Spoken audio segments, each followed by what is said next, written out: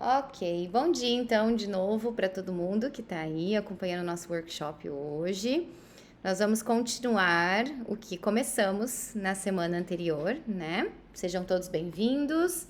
Quem não estava aqui, já dei um pouquinho de uma resumida do que a gente conversou semana passada, né? A gente fez aí, vou até mostrar aqui já para vocês. Gente, peço desculpas se eu tiver que ficar saindo da apresentação para aceitar os participantes, tá? Mas é rápido. Bom, vamos lá. Então, na semana anterior, deixa eu voltar aqui, a gente focou, então, em conceitos de internacionalização, globalização, a importância da internacionalização, né, para o momento atual. Então, a gente estava mais na fase dos conceitos, tá? Então, o que é internacionalização, internacionalização e globalização, movimentos de internacionalização pelo mundo, movimentos de internacionalização no Brasil e começamos a falar um pouquinho sobre internacionalização além da mobilidade acadêmica, que é aquela conceituação que a gente tem mais de imediato quando a gente ouve falar o termo internacionalização. E aí eu já vou passar aqui para frente. Pra gente seguir. Bom, e aí pro encontro de hoje a gente tinha uma tarefinha, né? Que é uma SWOT analysis ou uma fofa analysis, que eu adorei que alguém falou isso semana passada. Então é forças, oportunidades, fraquezas e ameaças, né? A gente já vai chegar no ponto que vocês vão compartilhar aí o que vocês pensaram. Quem é professor, o que vocês pensaram para as suas disciplinas, né? Então, qual é a fortaleza de eu fazer uma internacionalização na minha disciplina, no meu curso, né? Quais são as fraquezas, quais são as oportunidades, quais são as ameaças, tá? E para quem é aluno, a mesma coisa em relação à sua universidade, né? O quão seria interessante ou quão ameaçador seria, o que poderia ameaçar o processo de internacionalização da minha universidade, o que isso ia me beneficiar ou não, né? Mas a gente já chega lá, tá? Então, hoje vamos para a segunda etapa. Então, em vez de focar nos conceitos, nós vamos focar um pouquinho nas tendências, o que tem acontecido daqui em diante, né? Nos últimos anos, o que tem sido mainstream, né? Tendência, o que tem sido importante. Então, nós vamos falar um pouquinho sobre mitos e verdades sobre a internacionalização, os benefícios e os custos da internacionalização, o processo de internacionalização em casa, programas de ensino de língua, a importância deles para o processo de internacionalização, e vamos falar um pouquinho bem rapidamente sobre EMI, que é o English as a Medium of Instruction. Sem querer focar muito nele, para não parecer que a internacionalização depende do inglês, né? Mas que é uma possibilidade, tá? Bom, falando em tendências aí, a gente vai começar com as verdades e os mitos, né? Quais são as crenças que estão normalmente conectadas com a internacionalização? O que vocês pensam ou que vocês já ouviram as pessoas falar sobre internacionalização? Me digam. Quiserem colocar no chat também, não precisa ficar com vergonha aí. E aí, gente, lá na semana passada a gente colocou algumas coisas, eu coloquei algumas coisas ali na apresentação que vocês colocaram lá no formulário de inscrição, né? Mas vocês acham que tem alguma crença, tanto verdadeira, quanto errônea, quanto limitante sobre o conceito de internacionalização?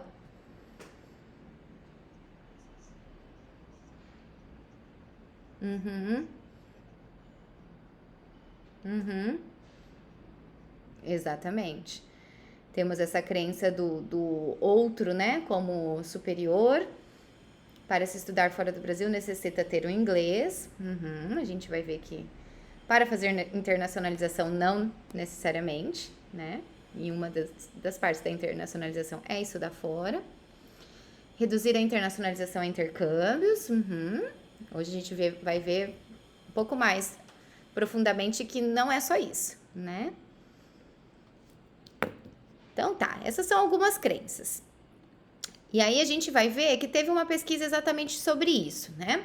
A própria Knight, que é uma das principais pesquisadoras aí da internacionalização, a professora Jane Knight, Ela diz que because of internationalization's high profile, it is now used to describe anything and everything remotely linked to worldwide, intercultural, global or international. In short, it is a catch-call phrase and losing its meaning and direction. Então, ela diz que por conta da internacionalização estar agora sendo usada para discutir qualquer coisa, para descrever qualquer coisa e tudo que está ligado ao global, ao intercultural, ao internacional, ela tem se tornado uma frase que está perdendo a sua direção, está perdendo o seu sentido, tá? Então, qualquer pessoa hoje fala assim, eu tô fazendo internacionalização, né? Mas que tipo de internacionalização é essa que a gente acha que a gente tá fazendo, né? As pessoas acabam dizendo que tudo é internacionalizado, que tudo é globalizado, mas quando que uma universidade se torna internacionalizada, né? Quando que os nossos estudos se tornam internacionalizados, as nossas aulas, tá? E aí a própria Knight tem 2 textinhos dela que são bem famosos e bem curtinhos e gostosos de ler, que são 5 Myths About Internationalization e 5 Truths. Então, 5 mitos e 5 verdades. Primeiro ela escreveu sobre os mitos, e aí o textinho fez tanto sucesso que ela resolveu escrever sobre as verdades, então. Então, o que é mito e o que é verdade nesse processo de internacionalização universitária? Então, primeiramente, eu vou ler o mito primeiro, tá? Eu fiz aqui o contrário, porque era a ordem da apresentação, mas interessante a gente ver o mito primeiro para ver o que é verdade, né? Então, em relação aos mitos, ela diz que muitas vezes há essa ideia de quanto mais alunos estrangeiros produzem uma instituição, mais internacionalizada ela é. Então, quanto mais alunos estrangeiros se formarem naquela instituição, ela é mais internacionalizada. E ela diz que isso é um mito, que não necessariamente ter alunos internacionais na universidade é garantia de internacionalização. Por quê? Há casos em que os alunos sofrem xenofobia. Então, esses alunos estrangeiros acabam se ficando somente entre eles, né? Se separando dos outros, e não acontece o processo de internacionalização, não acontece essa troca, tá? Então, não necessariamente porque uma universidade recebe bastante estrangeiros que ela é uma universidade internacionalizada. O segundo mito que ela coloca é que quanto mais internacionalizada uma universidade é, melhor sua reputação. Não necessariamente também, né? Preciso verificar de que modo, com que qualidade é feita essa internacionalização, tá? O terceiro mito que ela coloca é, quanto mais acordos internacionais ou parcerias uma universidade tem, ela se torna mais prestigiosa e mais atrativa para outras instituições e alunos. Isso também não é verdade. O número de acordos, o número de convênios que uma universidade tem, não garante que esses convênios estão sendo executados, por exemplo, né? Não adianta você assinar um convênio com uma universidade, com um instituto educacional, com um centro de pesquisa e colocar na gaveta, né? É preciso que os professores, que as pessoas estejam de acordo com ações, de acordo a implementar ações de internacionalização a partir desses convênios, né? Então, a gente tem visto isso muito no escritório, né? Desde que eu entrei o ano passado, é uma coisa que a Nádia conversa muito com a gente também, é sobre não criar novos convênios que não vão dar em nada, né? Digamos assim. Então, quando a gente procura um novo convênio, a gente sempre pede que esse convênio venha da iniciativa de algum professor, de alguém que já esteja interessado ou que já esteja em contato com a pessoa de fora. Então, por exemplo, trabalho num programa de pós-graduação e eu tenho contato com pesquisadores de fora, com um grupo de pesquisa de fora, e gostaria de estender isso aos meus alunos, a minha disciplina na pós-graduação, né? Então, sim, você vem e peça esse convênio para o escritório, né? Porque faz mais sentido quando a gente já tem ações encaminhadas, porque senão, vamos pegar aqui no mapa as universidades e vamos ligar e vamos mandar e-mail para fazer convênio, mas isso tem que sair do papel, né? A Clarice está aqui de prova que a gente está fazendo um convênio agora com uma universidade da Colômbia, e foi muito legal, porque esse convênio veio da participação de um evento, do evento da FAUBAI, e entramos em contato com eles, porque tem um momento ali no evento para você entrar em contato, foi online, né? Então, eles criaram salas, assim, pra gente participar. E eu entrei em contato com eles, no outro dia eles já quiseram marcar uma reunião, e a gente vem conversando com eles desde então, e eles também têm essa mesma visão. A gente só vai assinar um contrato se a gente já tiver alguma ação encaminhada. E aí a gente conseguiu ações, né, com o curso de música, a gente está encaminhando uma ação com os cursos de letras, então aí sim o convênio foi encaminhado para assinatura. Então pensem nisso, né? Não quer dizer que eu assino um convênio que as coisas estão acontecendo, tá? Tem universidade que se gaba aí de dizer, a gente tem tantos convênios com universidades internacionais, mas o que realmente é feito, né? O mito número 4 que ela coloca é: confirmações internacionais são um sinal de qualidade da instituição. Isso acontece muito com particulares também, né? A gente tem um selo de aprovação ou parceria com a Universidade de Oxford, com a Universidade de não sei da onde. Mas isso será que é um sinal da qualidade da instituição ou é um mero carimbo, né? Uma mera formalidade? Número 5, o propósito da internacionalização é aumentar a marca e o posicionamento da instituição. De novo, gente, quando a gente fala de internacionalização aqui, a gente tem que pensar que no Brasil, na América Latina, no Hemisfério Sul, a gente tem uma noção de internacionalização um pouco diferente da noção do Hemisfério Norte, onde a maioria das universidades são pagas, né? Então, para essas universidades, o processo de internacionalização também é um benefício financeiro, né? E para a gente não, a gente foca mais nessa troca cultural, nessa recepção, né? Nessa, né, possibilidade de ter alunos diferentes, pessoas diferentes trabalhando juntas, tá? Mas para muitas universidades que são privadas, é muito interessante também o lado financeiro que a internacionalização proporciona, né? Então, ela coloca aí que é um mito dizer que a internacionalização vai alavancar a universidade, o posicionamento dessa instituição em rankings, tá? Porque isso não é garantia, ok? Já do outro lado, né, o segundo texto que ela publicou, então, falava das verdades. Então, ela diz que a internacionalização reconhece e constrói políticas e práticas nacionais e regionais. Então, quando a gente fala de internacionalização, a gente está trabalhando também o local, né? As coisas regionais. É um modo da gente reconhecer as diferenças entre a gente e entre o outro, mas também valorizar aquilo que é nosso, né? Só quando a gente sai do país, só quando a gente tem noção, sai da nossa bolha, e a gente tem noção das coisas que são boas no nosso país, da nossa região, né? Então, a internacionalização proporciona isso também. A verdade número 2 é que a internacionalização é um processo de integração de dimensões internacionais, interculturais e globais aos objetivos, funções e acesso da educação superior. E essa é uma frase da Knight que muitas pessoas reproduzem, né, como um conceito de internacionalização, tá? É o processo de integração de dimensões internacionais, interculturais e globais aos objetivos, funções e acesso à educação superior. Então, não é você só inserir lá, mas pensar qual é o acesso, né? Como que línguas eu proporciono para os meus alunos acessarem a universidade, fazerem um vestibular, por exemplo, né? As funções, como a gente estava falando no encontro anterior, administrativas da universidade também tem que passar pelas questões interculturais e globais, tá? Outra verdade que ela coloca é que há benefícios, há riscos e consequências inesperadas na internacionalização, né? Então, às vezes a gente acha que é um mar de rosas e quando vem um estrangeiro ou quando a gente envia um aluno, as coisas não são bem assim, né? Há problemas, há consequências que a gente não estava imaginando, né? Por exemplo, a gente tem um convênio aí com uma universidade da Inglaterra e a gente, quando mandou uma aluna no começo desse ano, estamos prestes a mandar outro aluno agora, que foi um edital de 2020, com essa universidade de bolsas que eles têm lá e que gostariam de levar alunos brasileiros, a gente pensou, nossa, vai ser maravilhoso, né? Os ingleses super organizados, pontuais, gente, tá sendo um karma esse convênio.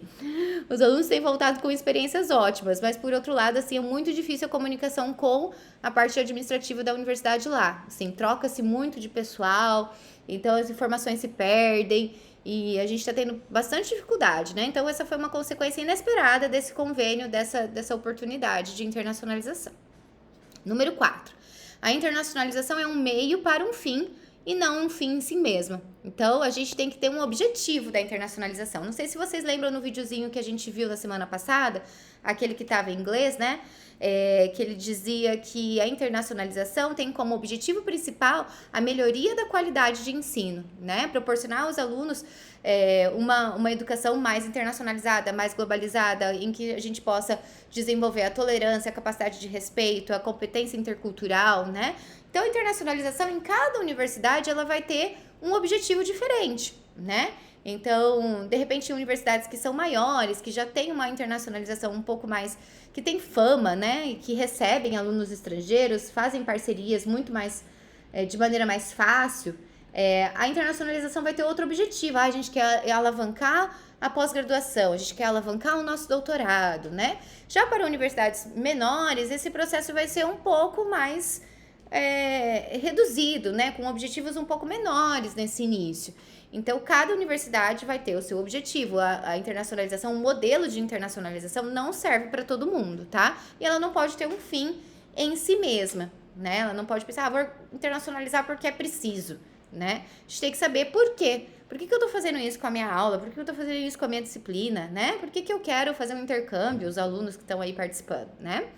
Então, porque eu quero viajar. Tá, mas, né? O que isso vai beneficiar os meus estudos? E, por fim, ela diz que a globalização e a internacionalização são diferentes, mas estão conectadas. E a gente falou bastante disso semana passada, né? Internacionalização acaba sendo o efeito da globalização, tá? Alguma dúvida aqui, gente? Algo impressionou vocês nesses mitos?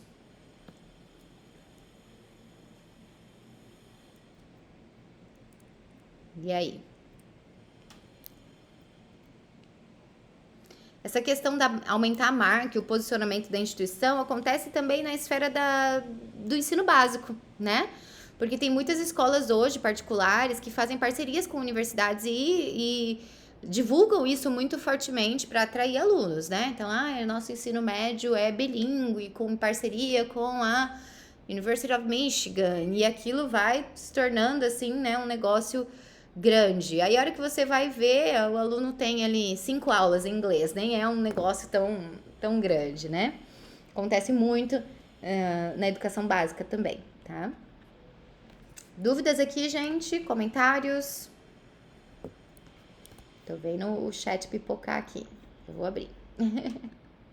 Pode falar, Michel, por favor.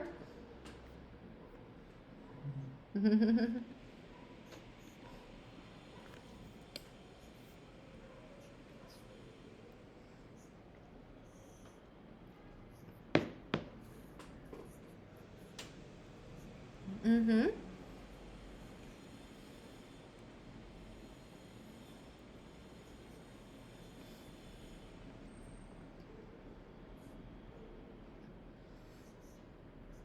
Uhum.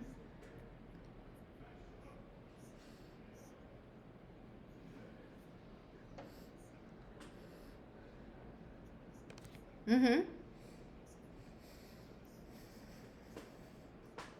Sim, pode comentar agora.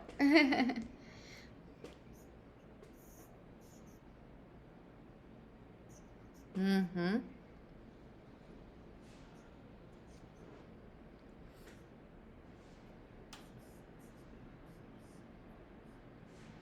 Sim. Uhum.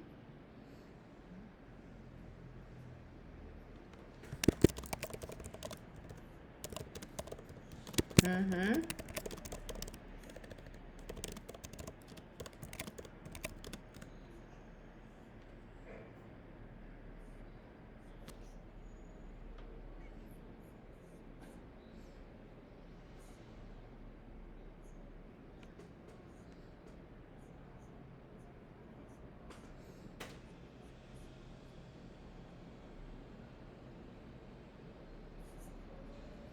Uhum.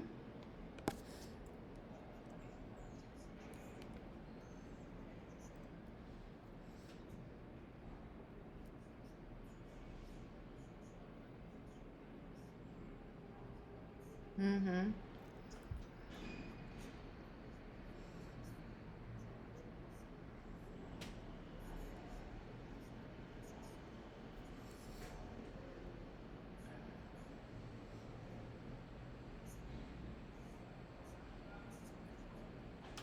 Uhum.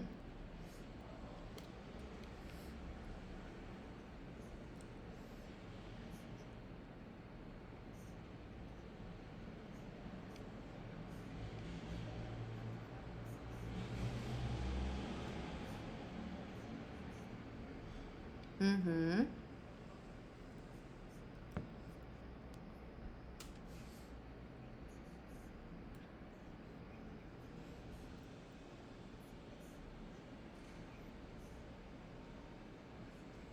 Sim.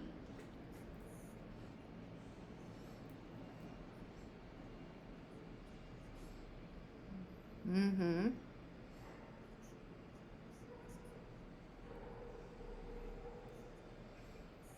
Uhum. Concordo.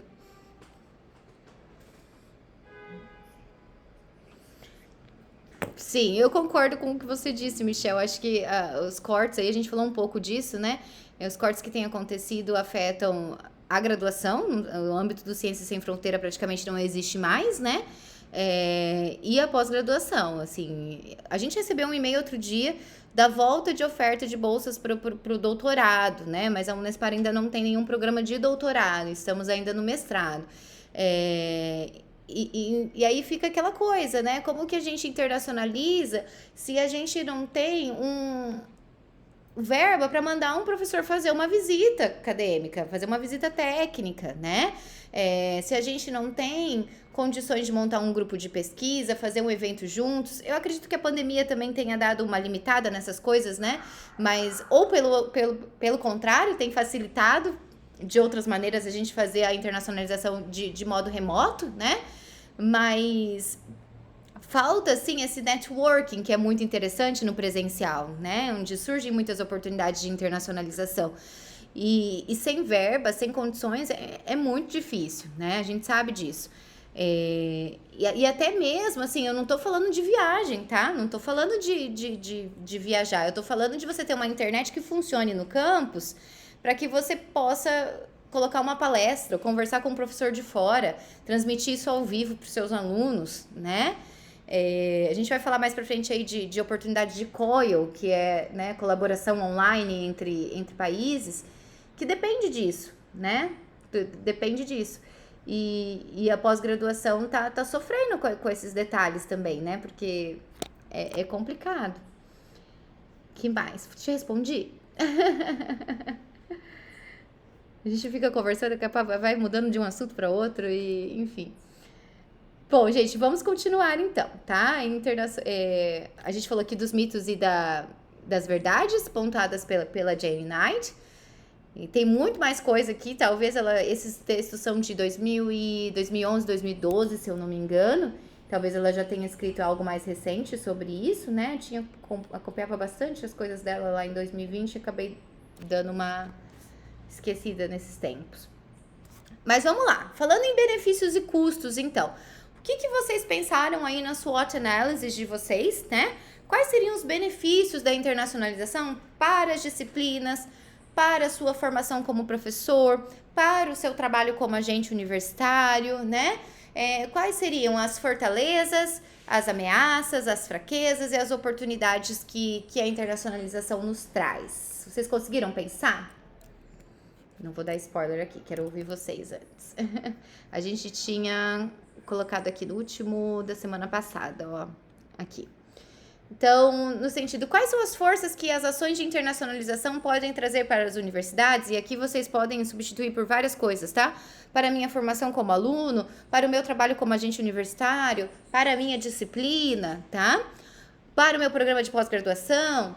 Quais são as fraquezas internas, né, que as ações de internacionalização podem trazer para esses âmbitos? Quais são as oportunidades em relação a fatores externos que ações de internacionalização podem resultar, né? Que pode resultar dessas ações de internacionalização? E quais são as ameaças de fatores externos também que a internacionalização pode sofrer? E aí a gente está falando do que o Michel acabou de colocar aí, né? Eu acho que o corte de gastos aí, né? O corte de verbas é uma delas, né? Uma ameaça que vem de algo externo à universidade, de algo externo à minha disciplina, de algo externo aos meus estudos, né? Que às vezes eu não consigo executar uma ação de internacionalização porque eu tenho essa ameaça externa do que pode vir a não acontecer um outro ano, com uma mudança de governo, enfim. E aí eu já tô falando por vocês, quero ouvir vocês. Não, os slides não ficam disponíveis, gente, porque esse é um workshop que eu vivo mudando, tá? Eu vivo atualizando ele e eu prefiro não deixar disponível para que ele possa estar sempre atualizado, né? E esse é um workshop que a gente pretende divulgar e disponibilizar todo semestre, tá? Acontecer ele todo semestre. Então, provavelmente esse ano vai ter mais um, tá? Porque esse de julho está sendo referente ao primeiro semestre ainda. A gente não conseguiu fazer antes, mas eu quero fazer mais uma vez, mais uma edição, mais pro final do ano, tá? Me contem, gente, como foi a SWOT analysis de vocês?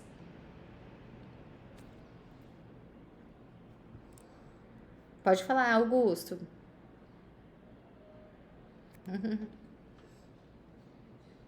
Uhum.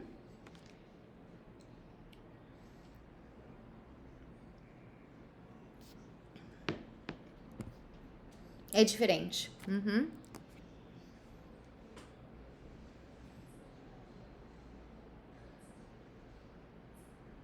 Uhum. Sim. Uhum. É.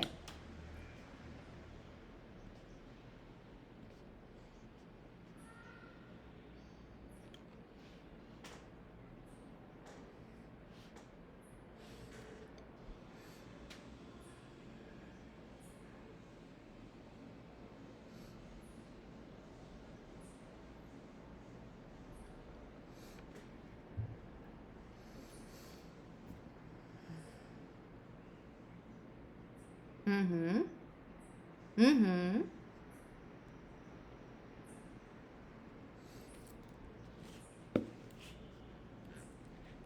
Sim. Uhum. Uhum.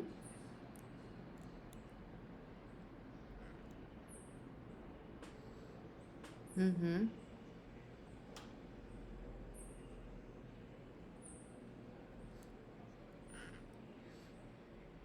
Uhum.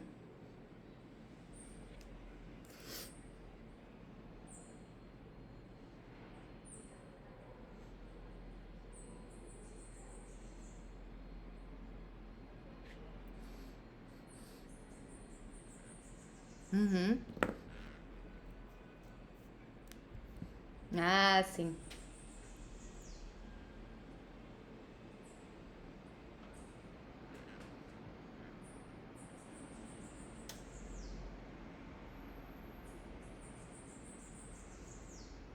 Uhum. Uhum. Não é assim. É. Uhum.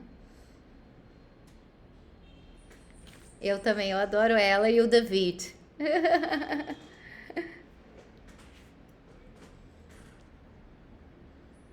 Uhum.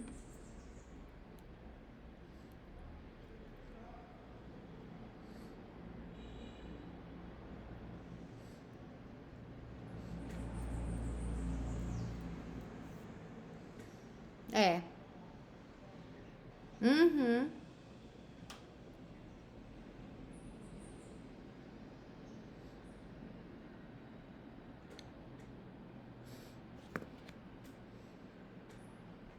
Sim, é esse convênio que fica na gaveta, né? A gente assina para divulgar que tem, né? É triste isso, eu acho terrível, que os alunos não sabem, daí às vezes chega muito e-mail pra gente, eu vi que vocês têm convênio com Portugal, e aí aquela coisa do menor esforço, a lei do menor esforço, né? Portugal é o menor esforço pro brasileiro, no final das contas, né? E aí eu falo, não, mas além de Portugal, olha só, a gente tem mais outros, né? Vamos explorar alguma coisa diferente. E muitos são. A resistência com a língua estrangeira é a primeira coisa, né?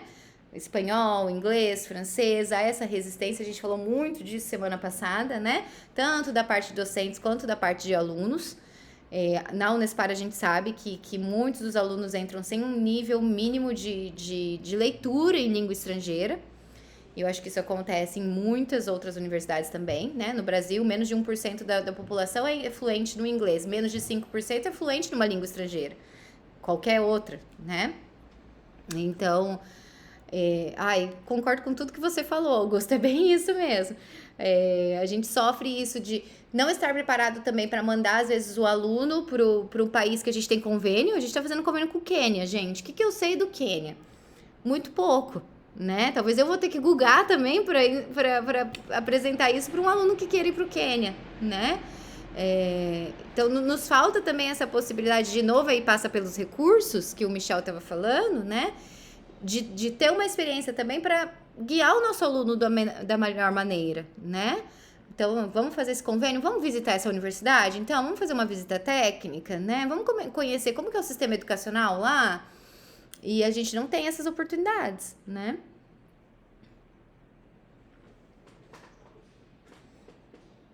Uhum,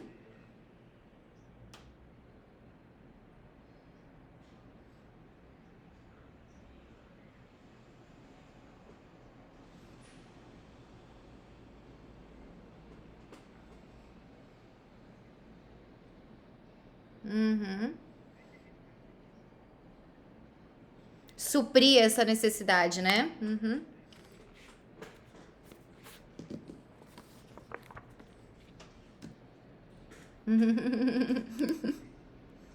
Uhum.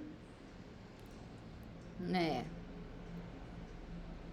não está. E por isso a resistência, né?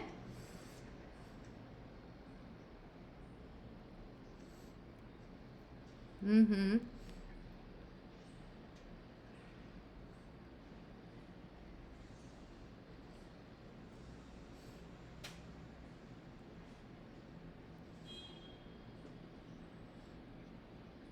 Uhum.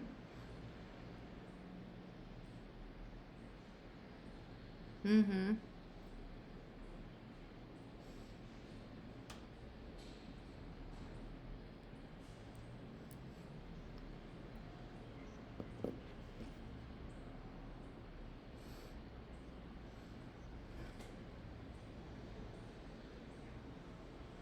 Isso. Eu também acho. Ah, antes de fazer a visita técnica, por exemplo, que a gente está falando aqui, né? Tô muito ligada nisso porque a gente está com o edital aberto para isso. Mas eu acho que tem que ter esse mínimo de compreensão e esforço da parte, né? Do professor também. Porque a universidade, ela tem como ofertar também esse desenvolvimento para o professor, né? Por exemplo, aqui na Unespar, aqui no Paraná, a gente tem o programa Paraná Fala Idiomas, que oferta francês e inglês. E os professores fazem, basicamente, gratuito. É o custo do material que é R$ 80 por semestre, tá?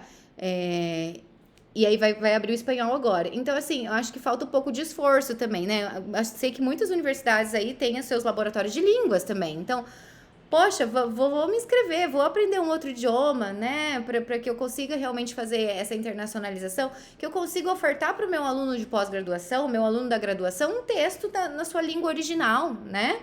Que é muito mais valioso você ler ali sem a tradução, né? É, que eu possa orientar ele, oferecer materiais de relevância, né, para os meus alunos participarem desse processo de internacionalização também. Então, eu concordo contigo, falta do professor, falta do aluno, falta da universidade, e é por isso que cada processo de internacionalização vai ser diferente, né? Cada universidade é um processo de formiguinha, gente, é de formiguinha.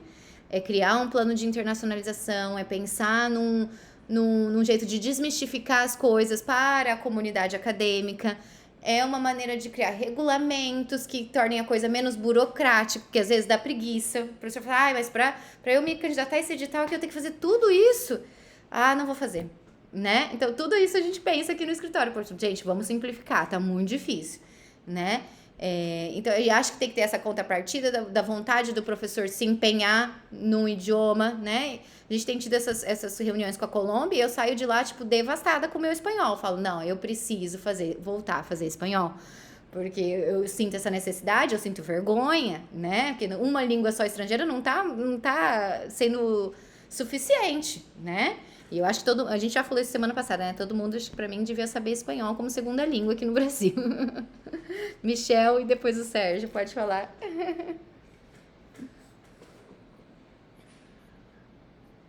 Sim, sim, temos. Uhum.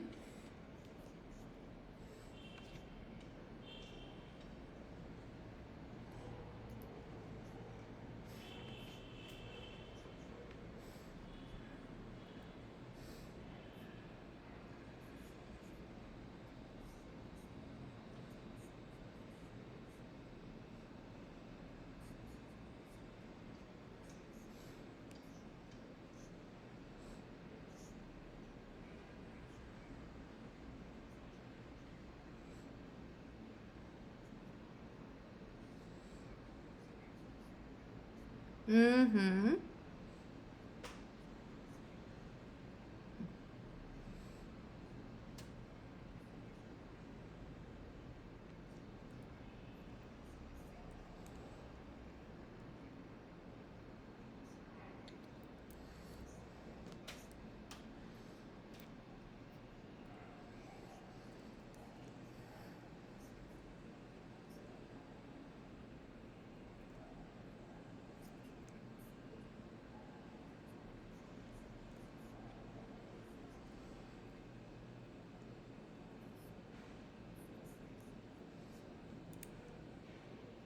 Uhum. E deixa eu só fazer um gancho, Michel. Acho que isso engata ali com o que o Augusto falou de. Nossa, esqueci, gente, tava na ponta da língua aqui. Ai, pode continuar, que daqui a pouco eu vou lembrar.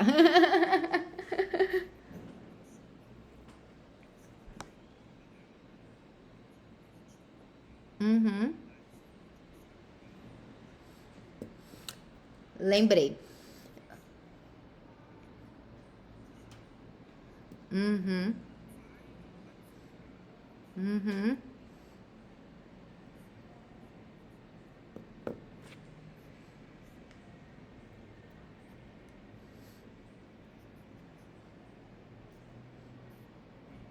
Sim, sim. Uhum. É, eu lembrei que eu ia falar. O Augusto comentou dessa coisa de achar que o outro, né, é sempre melhor, que o do outro é sempre melhor, né? E isso de você falar da gente trabalhar com a América Latina, com o Hemisfério Sul, é outra coisa que a gente discute muito na internacionalização, né? Essa parceria Sul-Sul e parar de focar no Norte, né? Por que a gente não faz um intercâmbio na Argentina? Por que a gente não faz um curso, né? Parceria a gente tem parceria aqui da Rede Zicosur e pouquíssimas pessoas sabem, né? Então a gente desvaloriza muito essas práticas que são muito perto, as pessoas querem ir para longe, né? Ou elas querem fazer parcerias porque acho que da Europa é mais válido, né? Dá um nível maior, né? Mas não, gente, a gente tem que começar a pensar coisas com parceiros mais próximos, né? Que tem a mesma realidade que a gente também.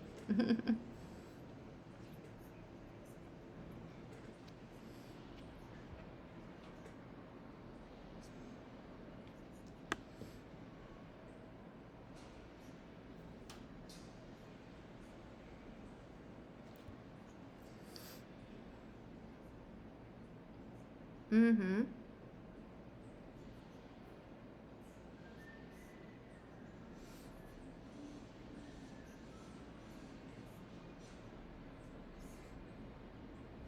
uhum.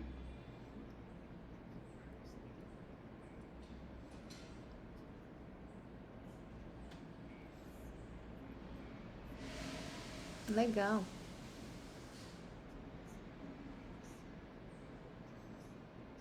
Uhum.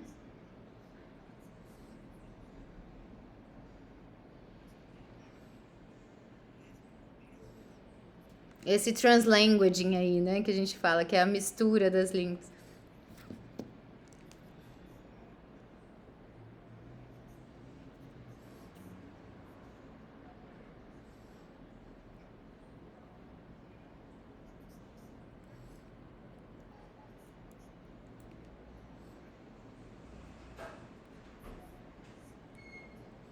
Nossa, imagina, deve ser fácil.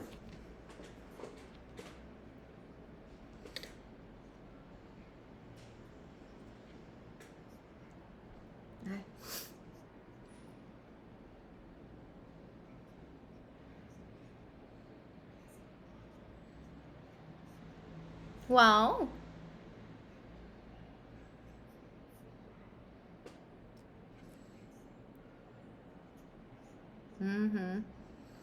É, cada disciplina, né, cada curso vai ter uma língua que é mais interessante para aquela área de estudos, né, para aquele, tipo, principalmente história, geografia, esses cursos, né, que lidam muito com, eu tenho uma linha de pesquisa em estudos da América Latina, então, poxa, o espanhol vai ser a língua que mais vai ser usada aí, né? E a gente tem que começar a pensar no português também como maneira de internacionalizar, né? Cursos de português para falantes estrangeiros, cursos que mostram a cultura brasileira, isso também é internacionalizar, não precisa necessariamente passar pela língua estrangeira, né? Se há tanta resistência assim, vamos começar então com a língua portuguesa, né?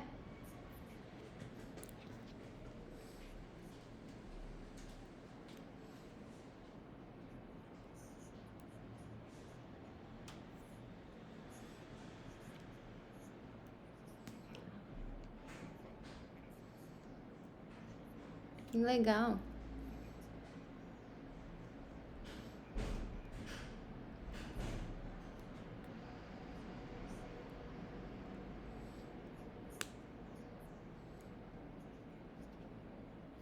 Que bacana. Uhum. Que legal. Imagina. Sérgio.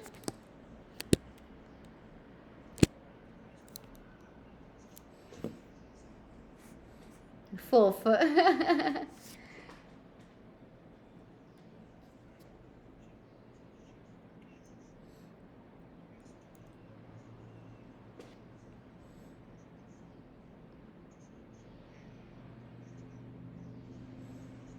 Uhum.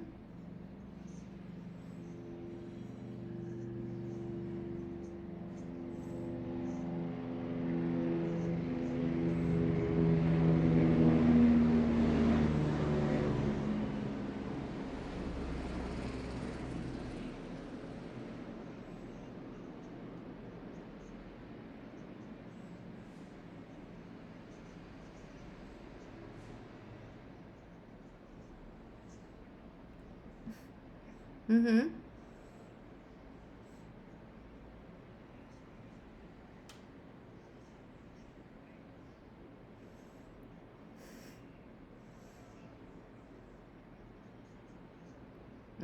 É. Uhum.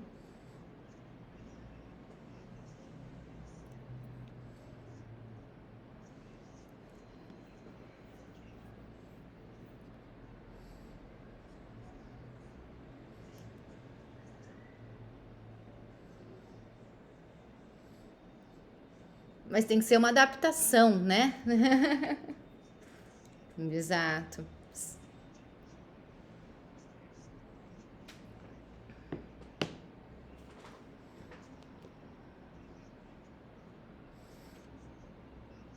Uhum.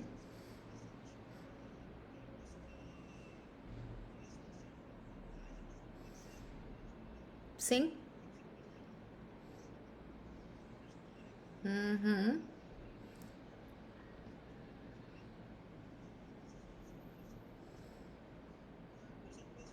Muito.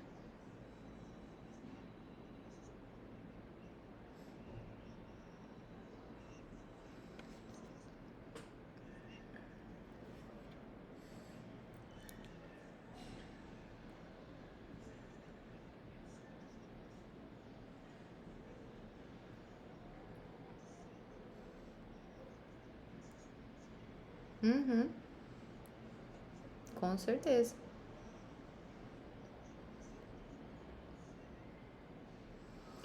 Até esses tempos atrás, alguém na Unespar estava falando uma palestra, por que a educação da Finlândia dá certo e não dá certo no Brasil, sabe? Era o título do evento, assim, da palestra. Eu vi em algum alguma divulgação, e eu achei muito bom isso, né? Porque tem que fazer no Brasil igual é na Finlândia. Eu falei, peraí, mas será que vai dar certo, né? E a palestra era justamente sobre isso, achei muito bom. É isso? Ah, então tá. Bom, gente, vamos continuar então, senão daqui a pouco a gente já se estende aí do nosso horário, né? Continuando. Vocês fizeram aí então suas SWOT analysis e focando então. Opa! Gente, o que eu fiz? Eu acho que eu fechei o PowerPoint. Não, eu queria fechar só isso aqui. Ah, não, tá aqui. Bom, continuando. Quais são os benefícios da internacionalização, então, que a gente pode pensar, né? Esses aqui são só alguns, tá? A cidadania nacional e internacional para os envolvidos, como eu disse, a internacionalização não passa só por aceitar que o do outro é melhor, mas olhar para o nosso também, ver que no nosso país tem coisas melhores, né? Melhora da qualidade acadêmica, que eu acho que esse deveria ser o principal benefício, o foco da internacionalização, né? Que é melhorar a qualidade desse ensino que é ofertado aos alunos, melhora da minha formação como aluno, como professor, como agente universitário, né? Porque às vezes a gente fica tão ali absorvido pelos nossos trabalhos, pelos nossos estudos, que a gente não pensa, né? Como que eu posso melhorar isso? O que aqui no meu administrativo, na secretaria acadêmica do campus, eu posso melhorar em termos de qualidade do meu trabalho? Como que eu posso me desenvolver, né? Como que eu posso procurar por uma formação continuada? Eu acho que esse tem que ser o foco da internacionalização, né? Ela tem que colaborar para essa melhora na qualidade da universidade como um todo. Alunos e equipes estarão melhor orientados internacionalmente. Aquilo de novo que a gente falou da semana passada perpassa por uma aceitação, por uma recepção desse processo de internacionalização. Então, se estamos recebendo estrangeiros, como que a administração do campus vai receber? Como que isso vai ser feito em termos burocráticos, em termos de papelada, documentação, né? Então, a internacionalização traz esse benefício. A gente acaba que de forma obrigatória, né, assim, por conta de uma demanda, precisando repensar as nossas aulas, o nosso contato com o outro, o que eu vou fazer de diferente para integrar esse aluno na minha sala de aula, ou o que eu vou fazer com esse pesquisador com o qual eu firmei um convênio aqui, né? A gente está sempre pensando em ter um grupo melhor orientado internacionalmente. Outro benefício da internacionalização seria um ambiente de aprendizagem diversificado. Então, quando a gente une pessoas de diferentes países, pesquisadores, a gente traz um ambiente que faz as pessoas que fazem coisas de maneiras diferentes, né? E isso é muito interessante, ou pensam diferente. E a gente acha às vezes que a gente falou muito isso semana passada, né? Quando a gente não sai da nossa bolha, a gente acha que aquilo é o padrão, né? Mas isso é o padrão, isso tá certo. É certo falar biscoito e não falar bolacha, ou vice-versa, né? Mas e o que as outras pessoas pensam, né? Como que é isso em outros lugares, né? A internacionalização também traz uma sensibilidade cultural, aquilo que a gente falou de tolerância, de competência intercultural, mudanças de vidas e oportunidades. Então, a internacionalização traz muita oportunidade. Você não necessariamente precisa sair do país para fazer um networking, para trabalhar com outras pessoas, né? Para, de repente, a partir de uma ação de internacionalização, conseguir um posicionamento numa empresa, numa escola, né? Um emprego, alguma coisa desse sentido. A internacionalização traz qualidades que são desejadas por essa sociedade globalizada, que é essa flexibilidade, essa tolerância, esse respeito, né? E um engajamento civil. Quando a gente fala de internacionalização, quando eu comecei a estudar internacionalização, que não faz muito tempo, porque internacionalização não era o tema do meu mestrado nem do meu doutorado, eu fiz todos esses estudos focados na formação de professores, voltado para o pensamento crítico, para o letramento crítico, para a educação crítica. Eu pensei, nossa, eu vou começar a estudar internacionalização agora e uma coisa não tem nada a ver com a outra. Pelo contrário, tem tudo a ver, né? Então, quando eu comecei a estudar internacionalização e eu vi que a internacionalização preza muito por essa educação mais justa, por esse engajamento civil, por esse desenvolvimento de pensamento crítico. Inclusive, tem estudos de internacionalização que falam de uma educação para a cidadania global, a gente vai ver ali mais para frente. a favor de uma educação crítica, então tem tudo a ver, né? E isso é muito importante na sociedade que estamos vivendo hoje. Imagina preparar os nossos alunos para isso, né? Ter uma formação em que os meus docentes tragam isso para a sala de aula, isso é muito enriquecedor. E aí a gente está falando de custos, né? Tudo que tem vantagens também tem desvantagens, tem pontos negativos. A gente não pode dizer aqui que a internacionalização é uma Disneylândia, né? Porque não é. É muito difícil e é também muito, muito discriminada, muito cheia dos seus mitos, cheia das suas burocracias, né? Então, a gente tem aí algumas ideias de internacionalização que permanecem, que dificultam esse processo. Por exemplo, o foco em universidades de países desenvolvidos, que a gente acabou de falar, né? Lucro com estudantes, então muitas universidades particulares veem a internacionalização como uma forma de lucrar, tá? A gente tem a fuga de cérebros que a gente chama de brain drain, né? Então, a gente tem um aluno aqui excepcional, a gente acha que a gente vai formar ele aqui e ele vai fazer pós-graduação aqui, ele vai trabalhar conosco, ou ele vai desenvolver pesquisa para a nossa universidade. Pelo contrário, às vezes ele tem uma oportunidade lá fora e ó, tchau, né? A gente perde a oportunidade de ter entre a gente uma pessoa que seria destaque, né? A perda da identidade cultural, local, nacional, então muito se confunde com essa ideia de imitar o outro, né? Eu falo isso muito para os meus alunos, falei, gente, vocês não precisam falar inglês imitando o outro. Isso é muito feio, né? Eu falo, você perde a sua identidade, a sua cultura, né? A gente sempre vai ter sotaque, o nosso inglês é cheio de sotaque e tudo bem. Isso faz parte da nossa identidade. Não tentem copiar o outro, né? Claro que como futuros professores de inglês, que é o caso dos meus alunos, eles têm que tentar sempre se aperfeiçoar. Eles não vão dar uma orientação errada para os seus futuros alunos, pronunciar de maneira errada as palavras. Mas do seu jeito, né? Sem tentar os trejeitos de outra língua, por exemplo, né? Claro que isso acaba acontecendo naturalmente, às vezes quando você tem muito contato com outro idioma. Mas copiar de maneira proposital fica até meio feio, né? E essa coisa de achar que o do outro é melhor, enfim. A discriminação acontece também como um dos resultados negativos aí da internacionalização, xenofobia, né? Isso a gente vê muito em universidades que recebem muitos estrangeiros. Então, a universidade que eu estudava nos Estados Unidos, por exemplo, era cheia. E aí tinha o grupo de alunos indianos, associação de alunos chineses, tinha aqueles grupinhos, até próprio dos brasileiros, tinha o BRASA, Brazilian Student Association. E acaba que você se junta naquele mundinho que é bom, mas que também é ruim, né? A gente sente falta do que é nosso, né? Do nosso país. Então, a gente se juntava para fazer almoço, a gente se juntava para conversar as coisas que estavam acontecendo no Brasil, mas ao mesmo tempo você acaba se afastando, né?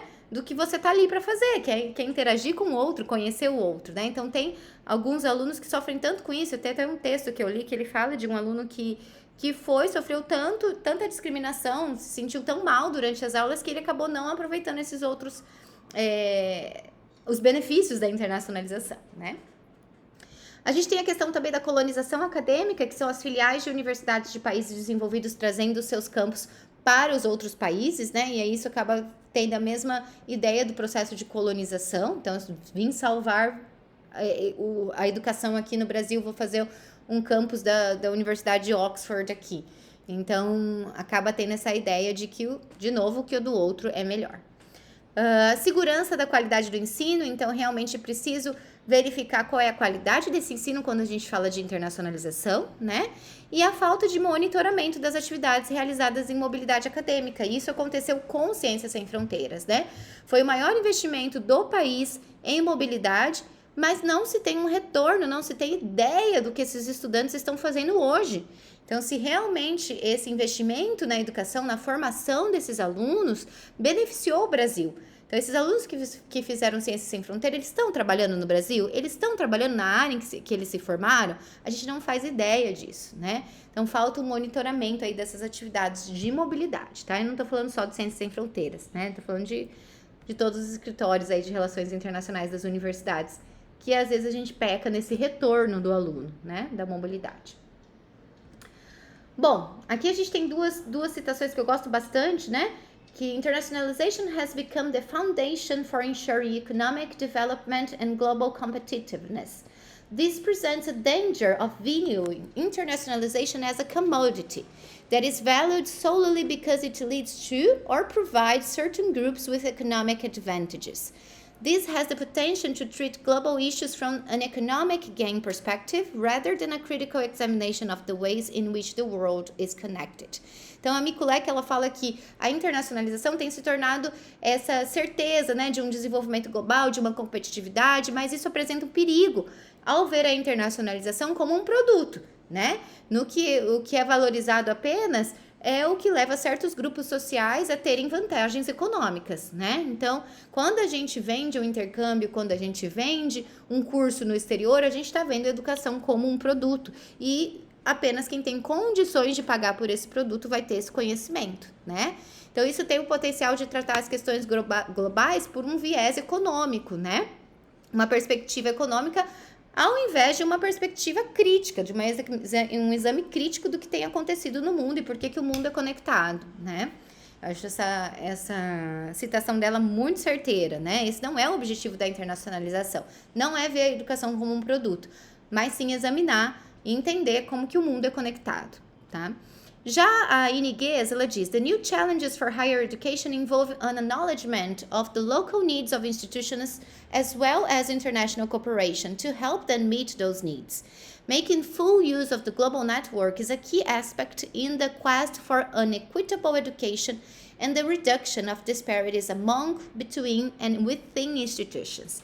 Ela diz que os novos desafios da educação superior envolvem um reconhecimento das necessidades locais das instituições, bem como dessa cooperação internacional que vai servir para auxiliar a chegar nesses resultados, né, que a universidade precisa. Então, primeiro a gente tem que olhar para o nosso local, a gente tem que ver o que a minha instituição, localizada aqui em Apucarana, localizada em Campo Mourão, localizada em Goiás, o que precisa localmente, o que a internacionalização vai me ajudar no local, né? E essa cooperação com o outro tem que vir para ajudar a atingir esses objetivos também, tá? Tornando uma educação mais igual, né? Mais de igualdade, tá? E a redução das disparidades. Inclusive entre universidades, eu acho isso muito legal, né? A gente tem aí universidades muito famosas que fazem uma internacionalização muito fácil, acontece internacionalização, mas outras em que a coisa ainda está começando, então é preciso olhar para isso também, tá? Bom, e aí a gente chega num tema que eu tenho gostado muito na internacionalização e que eu acho que é o caminho hoje em dia, que é a internacionalização em casa, que é a tendência, né? Então, as inúmeras possibilidades de internacionalização para além da mobilidade internacional docente-discente são subvalorizadas. Estatísticas da mobilidade internacional revelam que uma pequena parcela, por volta de 2% de estudantes da educação superior, fazem mobilidade para o exterior. Entretanto, os benefícios da internacionalização podem ser estendidos a todos da comunidade universitária por meio das chamadas ações de internacionalização em casa. Então, infelizmente, ainda são mais valorizadas ações de internacionalização que têm a ver com mobilidade. Mas os dados nos mostram que isso não é possível, né? Não é possível a gente querer internacionalizar fazendo só mobilidade. E aí surgem as ações de internacionalização em casa, tá? Que a gente vai falar um pouquinho mais. Então, o que embasa as ações de internacionalização em casa são questões como essas. Como fazer a internacionalização ser mais acessível para todos os alunos? Lembra no vídeo da semana passada que a gente viu, né? A Sarah conseguiu ir para outro país internacionalizar seus estudos, mas o Paul não teve as mesmas condições. Então, como que as instituições começaram a pensar alternativas para que esses alunos pudessem também participar de uma internacionalização, né?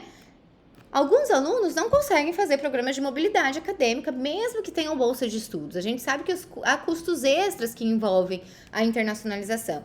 Emissão de passaporte, visto, roupas, malas. Então, enfim, às vezes a pessoa vai para um país totalmente diferente, ela não tem nem roupa para usar nesse país, né? Que faz muito frio e a pessoa mora no Rio de Janeiro. Poxa, né?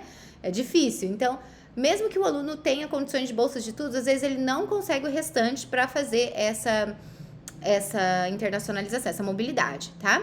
E aí um dado do Ciências Sem Fronteiras que me deixa extremamente assustada é que, apesar dele ter sido o maior programa de incentivo à mobilidade do Brasil, e aconteceu mais fortemente entre 2011 e 2015, que foi o seu auge, né?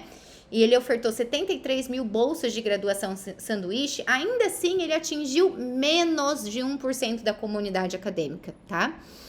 E isso é um dado de um texto, se eu não me engano, da Balval em Sarmento, tá? A internacionalização em casa, então, surge como uma possível solução para que todos os alunos tenham experiências culturais diversificadas, né? Então, não é justo que só quem tem dinheiro consiga fazer uma mobilidade, ou que a gente espere que os programas de bolsas de estudos vão dar conta disso, porque não vão, né?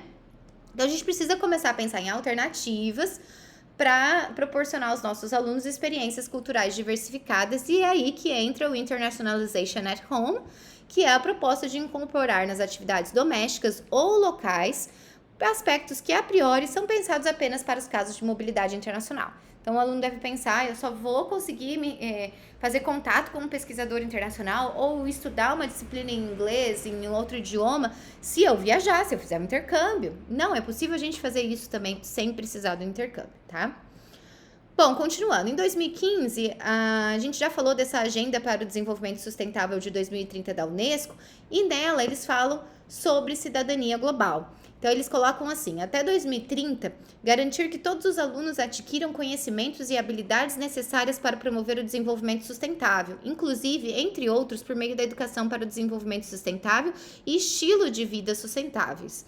Direitos humanos, igualdade de gênero, promoção de uma cultura de paz e não violência, cidadania global e valorização da diversidade cultural e da contribuição da cultura para o desenvolvimento sustentável. Então, de acordo com a Unesco, a educação para a cidadania global seria um caminho para que até 2030, que está chegando, né, não está muito longe, a gente tenha esse direito, né, de garantir aos nossos estudantes tudo isso que ele colocou aí, ó, desenvolvimento sustentável, direitos humanos, igualdade de gênero e por aí vai. Então, tudo isso vai perpassar por uma educação para a cidadania global. E a internacionalização em casa pode certamente ser um poderoso caminho para a educação para a cidadania global. A dimensão intercultural que marca ações dentro do próprio campus, sem exigir mobilidade física, é fator-chave para se abrir espaços para falar da alteridade, das complexas relações globais e questões que aproximam o local do global, ao mesmo tempo que permitem um distanciamento crítico sobre a interdependência de fenômenos que afetam as sociedades contemporâneas. Então, a internacionalização pode ser um caminho para essa educação para a cidadania global que a Unesco colocou como meta para 2030, tá? E aí, tem um trecho também dessas autoras que eu gosto bastante, que elas dizem que a internacionalização em casa, né? Eu vou tentar ler em português, gente, porque esse trecho é muito grande em inglês, tá? Vou traduzindo aí meio por cima. Então, ela enfatiza, né, um aprendizado intencional através de experiências formais e informais que ocorrem além dos cursos ou programas, né, que alinham os resultados de aprendizagem do estudante a uma estratégia de campus mais ampliada, né? Então, focar no currículo em atividades formais e informais ou no currículo extra, né, no atividades que ultrapassem as atividades do currículo, como no caso que a gente tem a extensão, né, são experiências que podem ajudar na internacionalização em casa. Então, às vezes a gente pensa que internacionalização não dá para fazer na extensão, né? Porque, poxa, a extensão é para a comunidade e o negócio se chama internacionalização universitária. Como que eu vou fazer essa internacionalização universitária beneficiar também a extensão, né? Que é um dos pilares da educação da universidade. E há como, né? A gente faz isso no nosso dia a dia, né? Então, elas trazem aqui que isso também é uma estratégia de internacionalização em casa, né? Ela deve lidar com todos os aspectos das experiências experienciadas pelos estudantes, vividas pelos estudantes, né? Sejam elas dentro ou fora de sala de aula, através de um uso significativo de propostas didáticas co-curriculares ou curriculares, né? E aqui no finalzinho eu gosto que eles falam, né? A internacionalização em casa mais efetiva parece redefinir a sala de aula e o campus como ambientes e experiências que são intencionalmente desenvolvidas para promover essa aprendizagem global, intercultural e internacional. A gente tem que pensar que o campus, a universidade tem que ser esse espaço para o nosso aluno, né? Porque talvez esse seja o único espaço que ele vai ter para aprender sobre o outro, né? E aí, falando de internacionalização em casa, quais são as opções que a gente tem, né? Vou falar aqui rapidamente, porque depois a gente vai destrinchar elas aqui, né? Que seria a adaptação dos currículos, mudança de abordagens pedagógicas, parcerias entre pós-graduações, colaborações internacionais online, que a gente chama de COIL, ensino de disciplinas em línguas estrangeiras, propostas de extensão e propostas de formação continuada, tá? E eu vou falar um pouquinho sobre cada uma delas agora. Na adaptação de currículos, o que é preciso fazer, né? Como que eu adapto o meu currículo para trazer para o meu aluno uma experiência internacionalizada? Como que os alunos vão olhar para aquele plano de ensino que o professor apresenta no começo do ano, né? Que a gente tem que apresentar ali o nosso sílabus, o cronograma, o nosso plano de ensino, e vai pensar, poxa, minha disciplina não é internacionalizada, não tem nada aqui que permita eu conhecer outras culturas, né? Então, a gente tem que ser capaz de visualizar isso, vocês alunos, né? Visualizar isso na sua universidade, e os professores têm que ser capazes de ofertar isso para os seus alunos, né? Então, de acordo com Jorge, ela diz que os currículos e os programas de cursos das universidades podem ser também internacionalizados. Essa internacionalização se dá mais frequentemente por meio da inclusão de referências bibliográficas de pesquisas produzidas no exterior. No entanto, existem caminhos pouco explorados para a internacionalização de currículos, que podem, por exemplo, trazer conteúdo sobre outros países de modo intencional. Gente, não é só colocar a referência bibliográfica em outro idioma, eu posso colocar até no português, desde que isso faça uma conexão do global com o local, que traga, como o Sérgio falou, né? Como que isso é feito lá fora? Como que eu posso adaptar isso? Como que eu posso olhar para o histórico, né, disso tudo? Então, isso é adaptar o nosso currículo para que ele seja internacionalizado, né? Às vezes, por exemplo, num curso de letras portuguesas, as pessoas acham que é muito difícil fazer internacionalização. E pelo contrário, né? Eu posso proporcionar para o meu aluno uma bibliografia que veja como que os outros países veem a obra de Paulo Freire, de um autor brasileiro, né?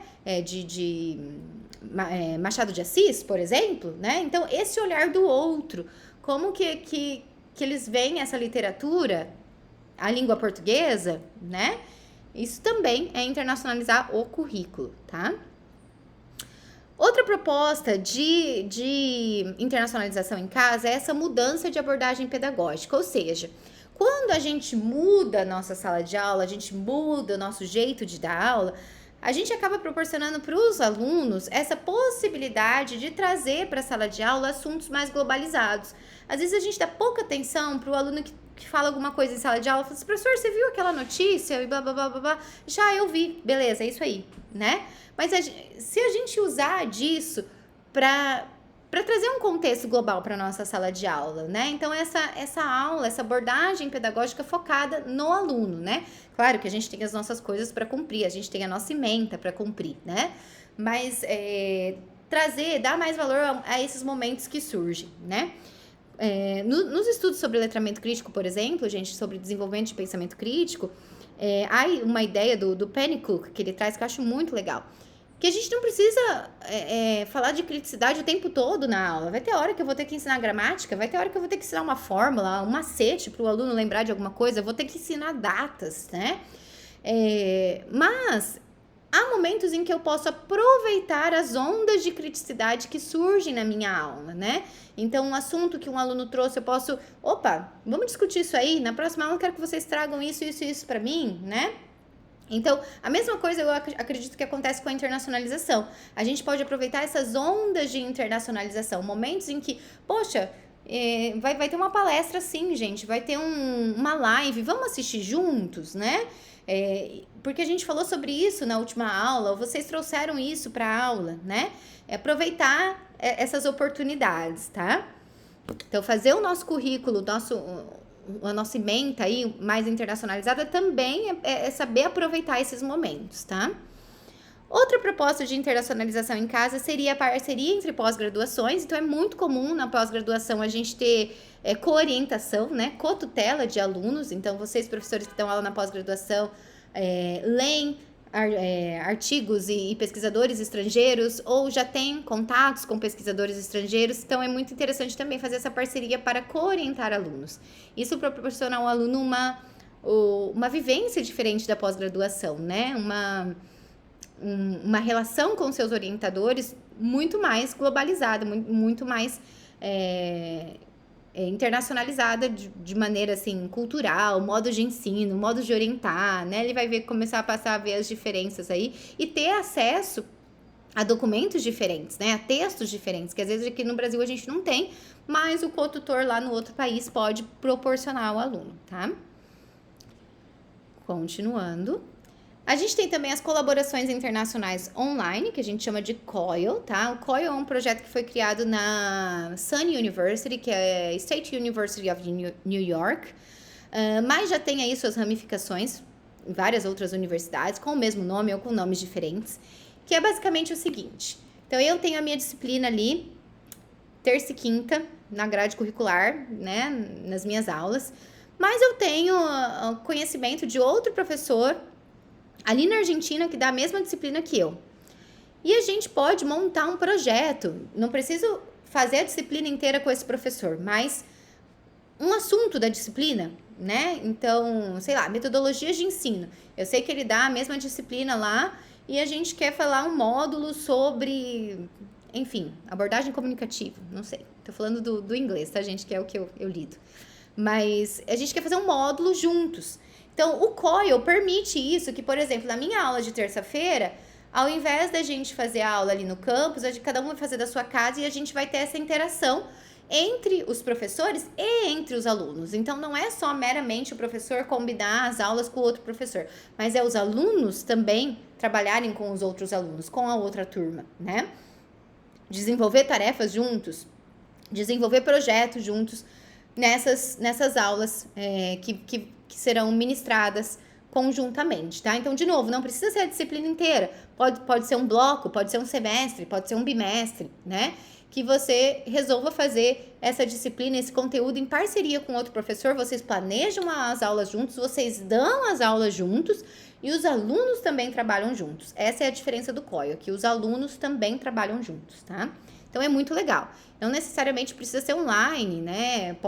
Pode até haver uma interação presencial, pode ser que a internet do seu campus funcione muito bem e você na aula de terça-feira estejam todos juntos lá no laboratório, todos juntos na sala de aula, fazendo essa aula junto, transmitindo para lá e o outro transmitindo aqui e haja essa interação, tá? E por fim, eu acho que é por fim? Não, tem mais. O ensino de disciplinas em línguas estrangeiras, né? Então, essa é outra possibilidade que a gente tem falado aí, trazer disciplinas optativas ou aqueles tópicos especiais da pós-graduação em outros idiomas, para que o nosso aluno tenha contato, não somente para treinar o outro idioma, mas para que ele tenha um conhecimento específico, um conhecimento de um léxico, de um vocabulário específico da área, né? Então, isso é muito interessante proporcionar para o aluno como que eu falo um termo técnico, né? Da nossa área em outro idioma. Que às vezes ele vai ler nos textos e ele fala assim, mas muito difícil, tem muito termo aqui que eu não conheço. Mas são termos que ele conhece em português, que são termos essenciais para a área de estudos, né? Então, ofertar essa disciplina em língua estrangeira é uma maneira de fortalecer esse tipo de conhecimento por parte do aluno, tá? E para ofertar essa disciplina em língua estrangeira, você não precisa ser fluente no idioma, né? Você, professor que tem interesse, a gente pode trabalhar em um nível intermediário da língua, em que alunos e professores se entendam minimamente, e a gente pode recorrer à língua materna quando for necessário, tá? Então, eu quero instruir essa tarefa aqui, eu não quero que os meus alunos tenham dúvidas. Então, eu posso instruir essa tarefa em português, tá? Ou esse texto é muito difícil, vamos discutir um pouquinho em português, né? Vamos introduzir o texto em português e aí depois a gente passa para a língua estrangeira, tá? Então, o objetivo aqui não é ensinar o idioma. Não vou ficar falando de regra de inglês, não vou ficar vendo se o aluno conjugou o verbo da maneira correta, mas sim trazer o conteúdo da área nessa língua estrangeira, tá? A gente tem também propostas de extensão que podem internacionalizar o nosso currículo, a nossa disciplina, a nossa universidade, né? Ela não precisa acontecer necessariamente dentro da universidade, ela pode acontecer lá na comunidade. Lá em Apucarana, a gente tinha um projeto que é o Cine Cultural, era o Cine Cultural, de um dos nossos professores de literatura, em que ele trazia filmes para o cine-teatro da cidade, que não eram, assim, filmes hollywoodianos, né? Eram filmes fora não eram vistos no cinema, por exemplo, né? E que eles eram em francês, em alemão, em japonês, né? Então, esses filmes que não estão aí na blockbusters, né? E depois havia toda uma discussão sobre esse filme, sobre a cultura. Então, era uma maneira de internacionalizar, porque via-se muito da cultura do outro a partir desses filmes. E havia uma roda de discussão depois com os alunos, com os participantes, com a comunidade, porque como era no centro da cidade, muita gente da comunidade que tinha interesse por aqueles filmes, mas não tinha onde assistir, acabavam recorrendo ao projeto. Isso era muito legal. E aí tem o projeto do professor Sérgio, que ele já falou, né, no encontro passado, que é um curso de extensão, né, pelo Moodle, ou de formação continuada. Sérgio, me corrija aí se eu estiver enganada, né? Que é ofertado não só para estudantes, né, mas também para pessoas que tenham interesse. E ele é online, então ele pode acontecer em qualquer lugar, tá? Não precisa acontecer necessariamente dentro da universidade. E que tem alunos de vários países. Então, só de você ter ali, você está fazendo uma ação de internacionalização em língua portuguesa, mas você está recebendo alunos de vários países que estão fazendo um esforço para atender aquilo em língua portuguesa. Isso é muito legal, tá? Tô certa, Sérgio? É extensão? Uhum. Isso aí. Bom, a gente tá falando com o pró-reitor de extensão, né? Então...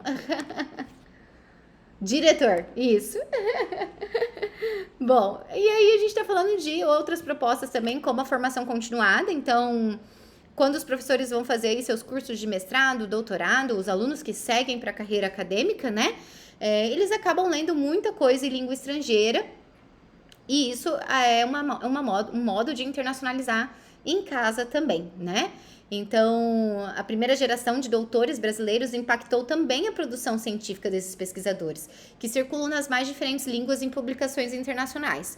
Da mesma forma, são produzidos materiais acadêmicos em línguas estrangeiras, textos, principalmente em inglês, são amplamente utilizados nas bibliografias adotadas na pós-graduação brasileira.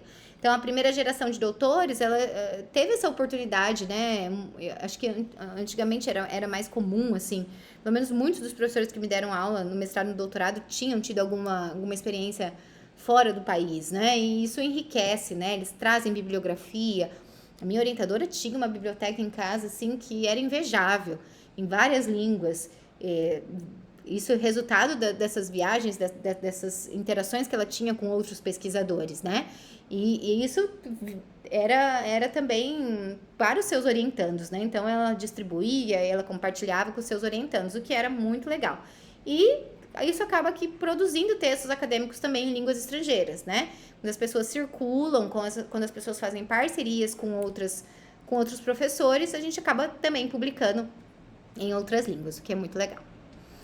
E aí, a gente vai falar como que os programas de ensino de línguas também são uma característica da internacionalização, também são um modo de internacionalizar, né? Ou seja, programas de ensino e aprendizagem de línguas permitem que a comunidade acadêmica, professores, alunos, funcionários, se aperfeiçoem, para atender ações de internacionalização, tais como receber alunos e professores estrangeiros, palestrantes, participar de eventos no exterior, publicar artigos em periódicos internacionais, assistir ou ministrar aulas e demais atividades em língua estrangeira. Então, esses laboratórios de língua que existem nas universidades, essas ações governamentais ou não, né, que vêm de projetos de professores, às vezes, em relação ao ensino de línguas estrangeiras, é muito benéfico para o processo de internacionalização da universidade, porque a partir desse conhecimento, dessa formação linguística que a gente oferece, já que a gente sabe que muitos professores não têm conhecimento de língua estrangeira, muitos alunos entram sem esse conhecimento também, sem condição de pagar por um curso nesses institutos de idiomas, a gente precisa oferecer a solução, né? A solução está nesses laboratórios de língua, que vai proporcionar ao nosso aluno esse conhecimento, o nosso professor, ao nosso funcionário, para que ele possa participar do processo de internacionalização, né? Publicar no exterior, receber um estrangeiro, fazer uma documentação, um certificado, uma declaração para um aluno internacional ou em língua estrangeira, para o nosso aluno que precisa de uma declaração em outro idioma, né? Às vezes a gente não pensa como que o administrativo também está envolvido, né? A gente falou isso semana passada, no processo de internacionalização, né?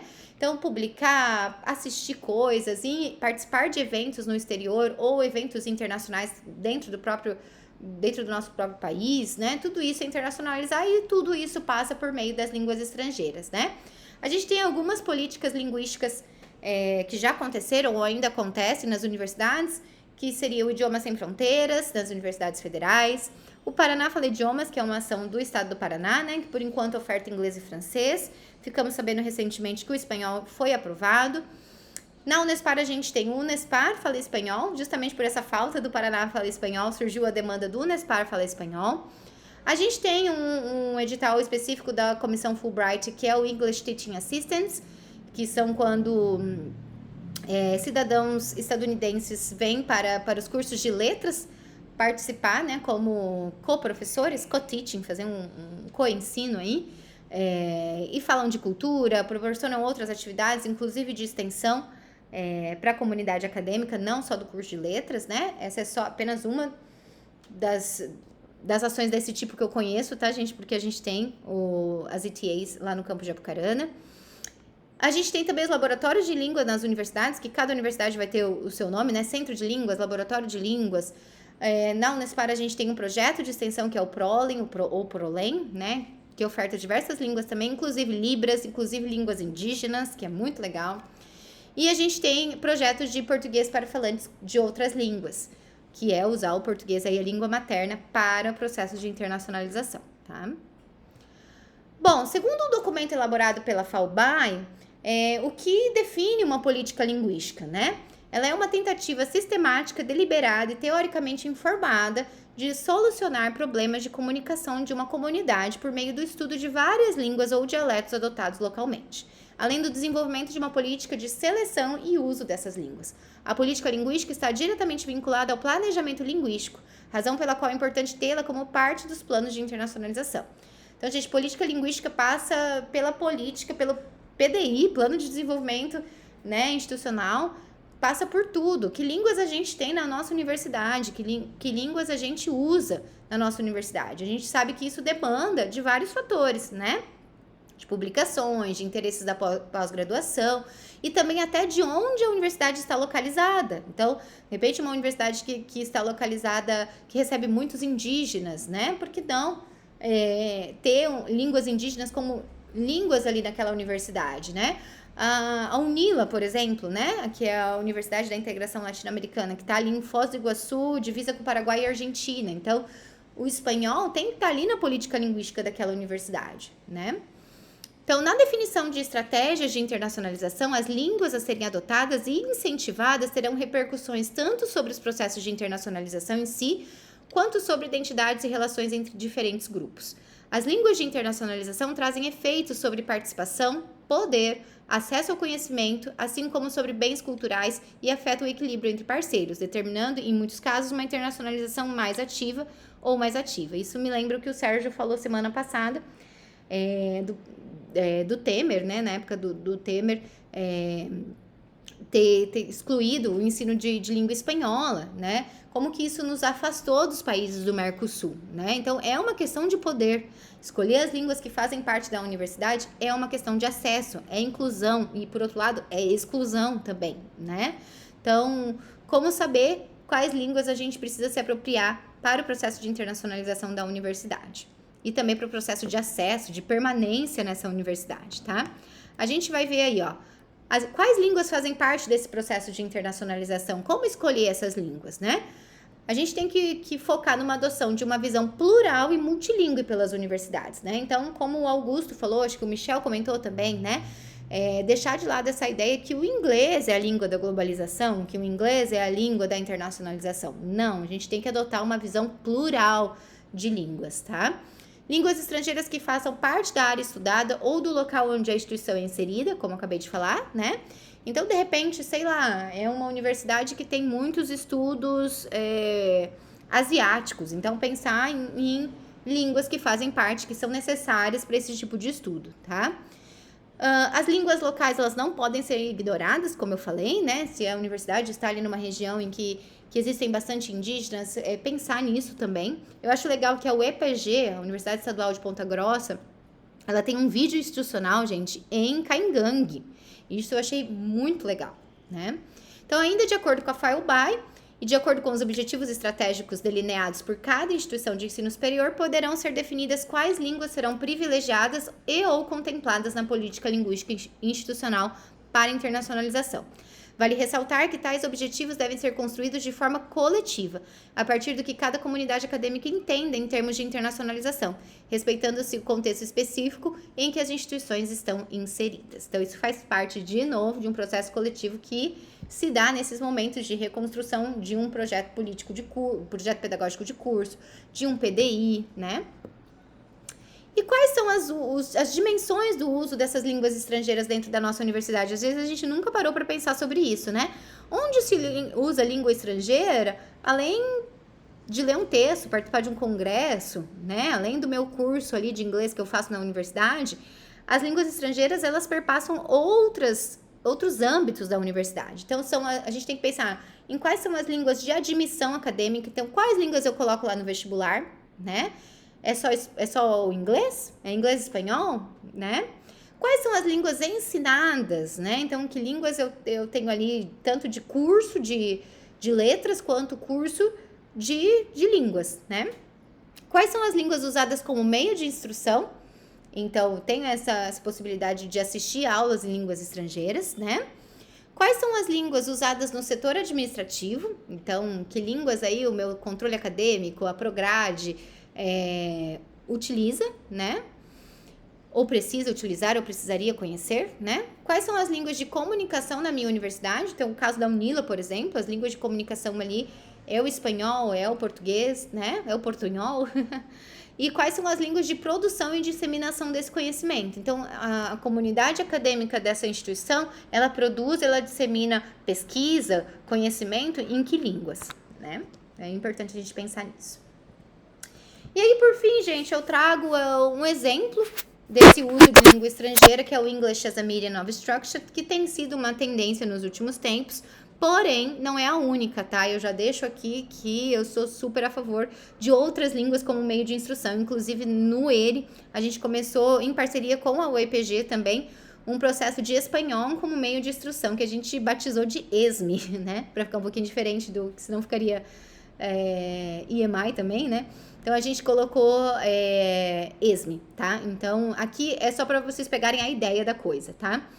Então, de acordo com Dearden, the use of the English language to teach academic subjects in countries or jurisdictions where the first language of the majority of the population is not English. Então, isso que é o EMI, né? O uso do inglês em ambientes, em países em que a principal língua não é o inglês, né? Que língua materna não é o inglês. E aí, você pode trocar o inglês por qualquer outro idioma aí, tá? E aí, os professores podem ficar se perguntando, para que eu vou dar minha disciplina em outro idioma, se eu posso ensinar ela em português, né? Que trabalho, né? Como ensinar, como cursar uma disciplina em inglês se o meu nível não é proficiente? Então, a professora tá ofertando lá uma optativa em espanhol, mas, eu vou fazer, tem em português, que é muito mais fácil, porque eu não tenho nível para isso, né? E aí, aquelas preocupações, né? E se meus alunos não me entenderem? E se eu não entender o professor? Eu posso usar o português também?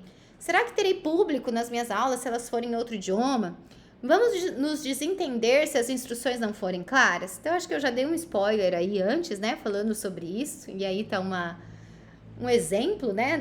Dos alunos não entendendo nada que o professor fala. Mas, como eu já comentei, né, anteriormente, tudo isso tem solução, tá, gente? Em uma pesquisa feita por Jimenez em 2018, ela descobriu que em 2016 tinham 671 cursos de EMI nas universidades brasileiras. Já em 2018, esse número subiu para 1.000 cursos. Então, isso tem sido uma tendência e uma possibilidade de ação de internacionalização em casa, né?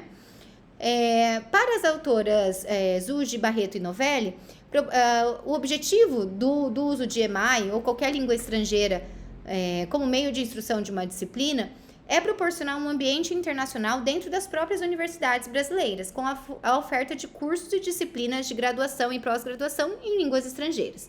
Então, a gente não precisa começar com uma disciplina obrigatória, gente, porque isso é muito difícil, né? Obrigar o teu aluno a ler, a assistir uma aula em língua estrangeira. Mas vamos começar pelas optativas, vamos começar pelos tópicos especiais na pós-graduação, né? Quais são os benefícios disso, né? A gente tem a possibilidade aí de atrair alunos internacionais para instituições de ensino superior. Então, de repente, um aluno vai lá procurar o Unespar e ver que tem uma disciplina em língua estrangeira, se interessa em vir visitar a universidade e se matricular nessa disciplina, tá? Socialização com diferentes culturas, sem você precisar sair do país. Então, como é rico você ter alunos de diversos... Já é rico quando a gente tem na nossa disciplina alunos que vêm de contextos diferentes. Então, imagina de países diferentes, né? A gente tem interação com conhecimentos múltiplos, diversificados, possibilidade de parcerias com grupos de pesquisas e instituições internacionais. Então, tudo isso são resultados e benefícios de ter uma disciplina em língua estrangeira, tá?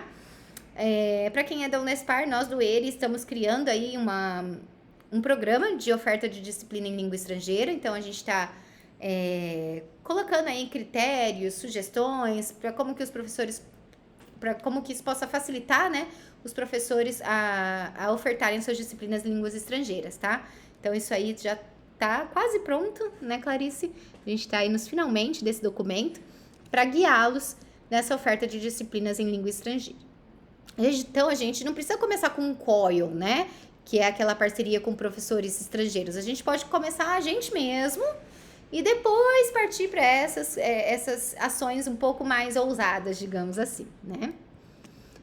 E aí, então, como ensinar, cursar uma disciplina em inglês se o meu nível não é proficiente, se os alunos não me entenderem, posso usar o português?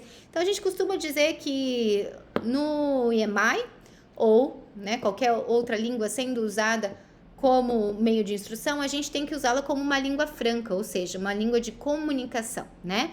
Independente dos erros, independente dos pequenos deslizes gramaticais, a gente tem que usar a língua como língua franca, como comunicação. O que importa é você se comunicar. A gente tem que desmistificar essa visão do falante nativo, né? Então, vendeu-se por muitos anos esses cursos de inglês e ainda vende, né, gente? Essa ideia de que fale como um nativo, aprenda inglês em 18 meses e seja fluente, né? Os nossos professores são americanos, aprenda de verdade, né? Então, isso é um erro que as pessoas não têm noção, né? Porque quando a gente coloca o nosso inglês nesse patamar, eu preciso falar como um nativo, eu preciso... Não só o inglês, tá, gente? Eu preciso falar como um estrangeiro, fica cada vez mais difícil, né? A gente acha que a gente nunca tá bom, que a gente nunca tá preparado. Então, desmistificar essa visão do falante nativo e começar a usar a língua como língua franca. Eu preciso me comunicar naquela língua, é isso que importa, tá? Claro que a gente quer sempre melhorar, a gente quer sempre se apropriar mais e mais dos vocabulários dessa língua. Mas desde que haja comunicação, independente dos pequenos erros que são cometidos, isso tudo é válido, né? A gente tem que parar de pensar que a gente tem que falar como nativo, falar rápido, né? Porque senão a gente nunca vai estar bom o suficiente. Ah, não tô bom, meu inglês não é bom. O brasileiro já começa falando assim, né? Quando encontra um estrangeiro. Ai, desculpa o meu inglês, mas é que eu não sou boa, né? Poxa, você tá fazendo um esforço para falar com o outro tem que te agradecer, né? Então, de acordo ainda com aquelas autoras que a gente estava falando, a gente tem que trazer uma definição de uma proposta didático-pedagógica por meio da qual alunos e professores possam se beneficiar do processo de ensino e aprendizagem, de modo que a língua não seja um empecilho para que tal processo ocorra, tá? Então, ofertar essa disciplina em língua estrangeira tem que ser um benefício tanto para o professor quanto para o aluno, e não um empecilho, tá? Então, claro que você só vai ofertar quando você se sentir preparado para aquilo, né? Mas lembrando, você não precisa estar 100% fluente naquela língua, tá? E quando aquilo for realmente necessário para sua disciplina, você vê que, poxa, eu estudo um conteúdo que a maioria das bibliografias interessantes estão em língua estrangeira, por que não ofertar, então, discutir esse conteúdo em língua estrangeira com os meus alunos? Como isso seria rico, né? Então, tem que fazer sentido para você também, tá? E para que isso aconteça, é interessante adotar as metodologias ativas, né? O aluno no centro do processo de aprendizagem, não há problema em utilizar a língua materna quando for necessário. Então, fazer isso de uma maneira mais leve, tá? Ou seja, as aulas realizadas em EMAI devem passar, portanto, por um preparo específico. para que os alunos possam apropriar-se dos conhecimentos, sem que o fato que das aulas serem realizadas em língua inglesa seja um desafio a mais para a compreensão dos conteúdos explorados durante a aula, né? Então, o aluno não pode achar que por exemplo, não estou entendendo esse conteúdo por causa do inglês, né? Mas, pelo contrário, ele tem que entender mais o conteúdo porque está sendo na língua, talvez, que aquilo foi publicado, que aquilo faz sentido, tá? É necessário ainda compreender que ensinar uma disciplina em inglês não significa promover o imperialismo linguístico. O Michel falou disso, né? Essa visão colonialista, né? Mas sim oportunizar uma diversidade cultural. Lembrando ainda que, se o inglês não for o idioma muito mais apropriado para aquele local ou área de ensino, outra língua pode ser utilizada, né? Então, a gente não está usando essa língua estrangeira para promover esse imperialismo, mas para oportunizar aos nossos alunos uma diversidade cultural e uma melhora do ensino, que tem que ser o foco da internacionalização, né? Martinez acrescenta que, a partir do fato de o Brasil, por suas dimensões continentais, ser por si só um país diverso culturalmente, acadêmicos brasileiros precisam se habituar a diferentes formas de estudar e viver, mesmo quando transitam em universidades dentro do próprio território nacional. Então, a gente já no Brasil percebe essas diferenças, né? Culturais, linguísticas. Então, para o brasileiro, aprender num idioma estrangeiro não deveria ser tão desafiador, né? Porque a gente já passa por isso naturalmente, com a nossa língua sendo tão diversa e múltipla, e cada um falando uma coisa de um jeito, né? Usando um vocabulário para se referir à mesma coisa e por aí vai.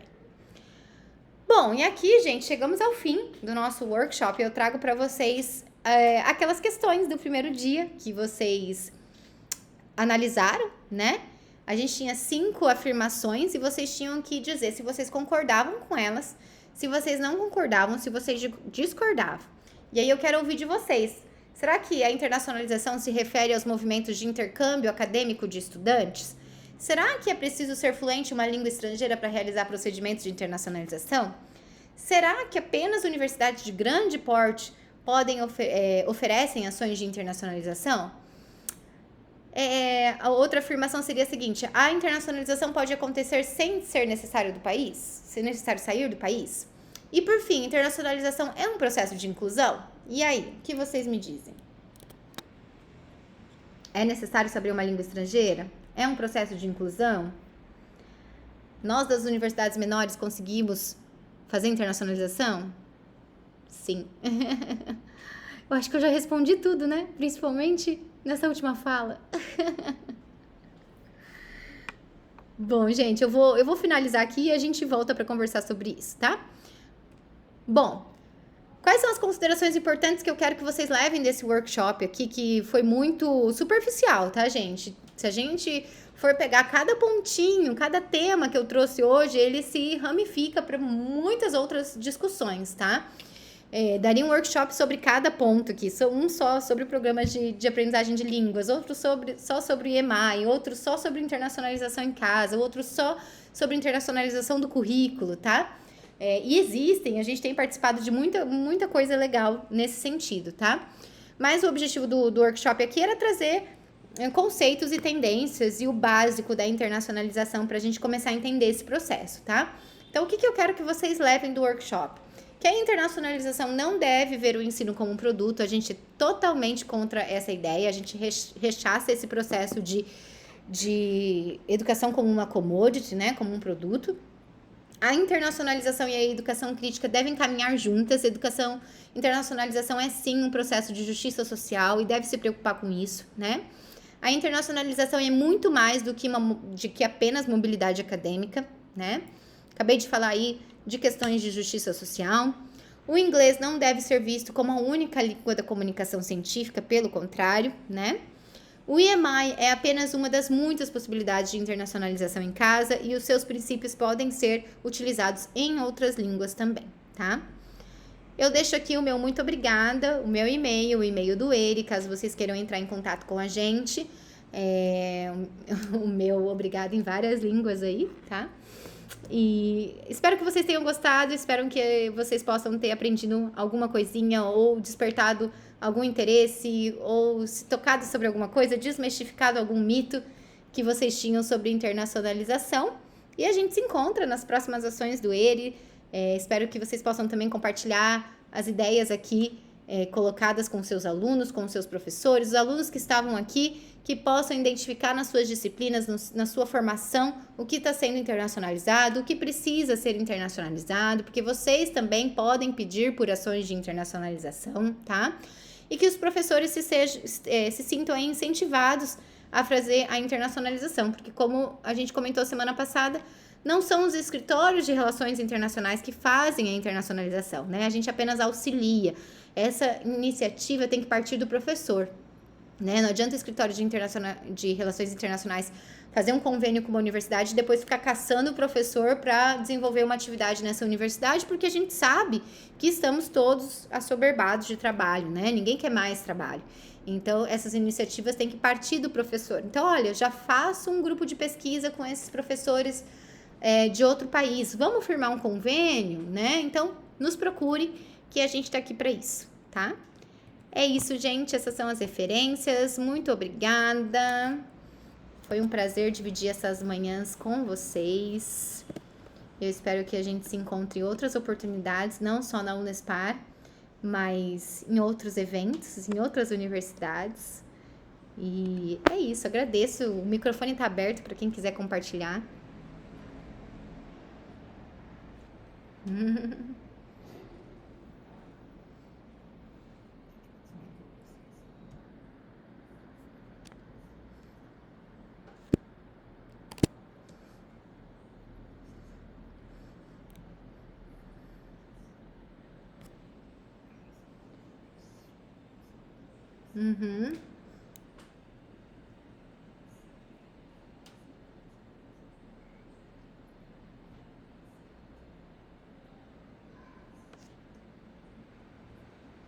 Uhum.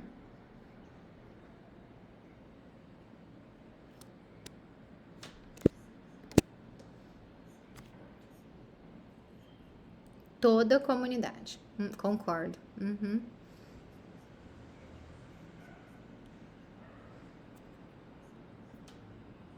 Uhum.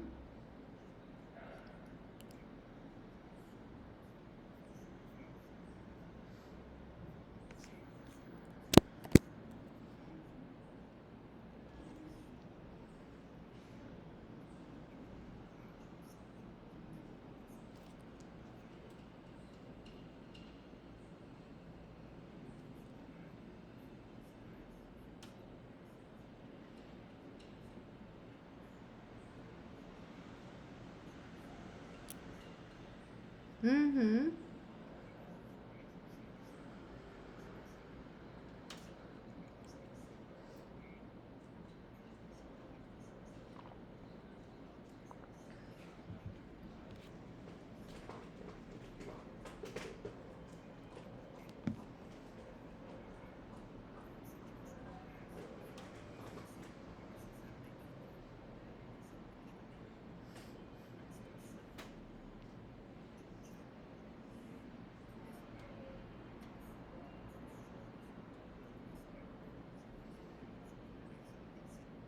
Uhum.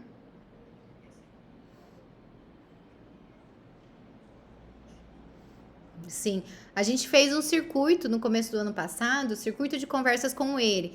E a gente fez remotamente, né, naquela ocasião. Eu dei uma pincelada nesse workshop, diminuí ele para 10 slides, digamos assim, para que as pessoas entendessem o conceito de internacionalização. E assim, gente, convidamos todo mundo do campus, aparecia 4, 5 pessoas, né? Naquele instante era mais focado para docentes e agentes e não para os estudantes, mas porque para a gente, né, se colocar à disposição, enfim, a nova estrutura do ERI que estava se formando.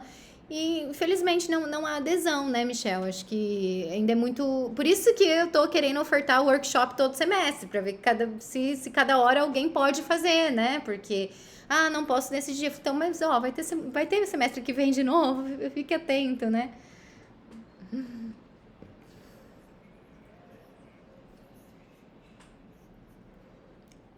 Claro. Ai.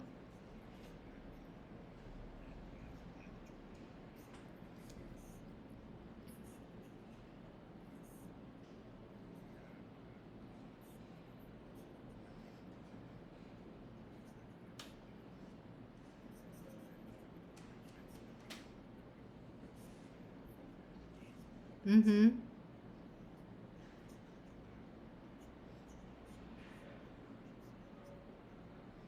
Hum.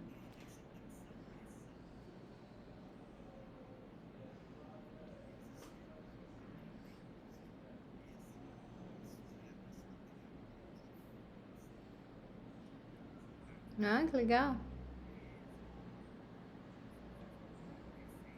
Uhum. Olha, Michel, a gente precisava de um evento que a gente só demonstrasse ações de internacionalização que a gente já faz, né? Esse é o objetivo do nosso Instagram lá, o Nespar Internacional. É, mas ainda assim a gente não é tão rico quanto se a gente compartilhasse num espaço, né? Contando isso tudo que a gente faz e não fica nem sabendo, né? Às vezes. A gente tem os nossos formulários ali na página do ERE, mas muita coisa aconteceu antes disso. E é que nem você falou, a gente precisava de mais espaço para discutir isso, né?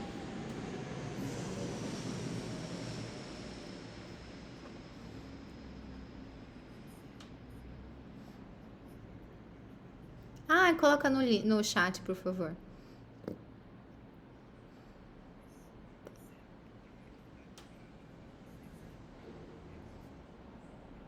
Que legal. O teu sobrenome tem origem polonesa? Ah, imaginei.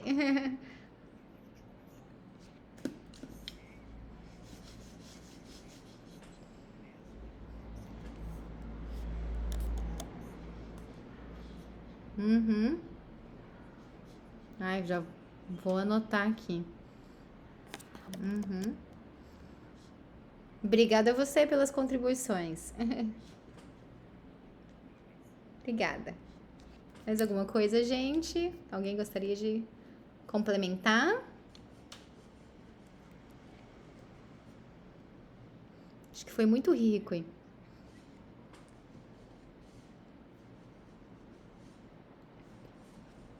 Isso.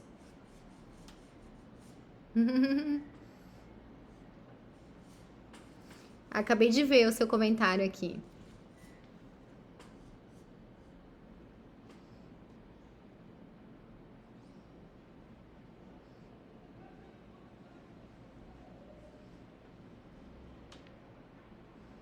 Uhum.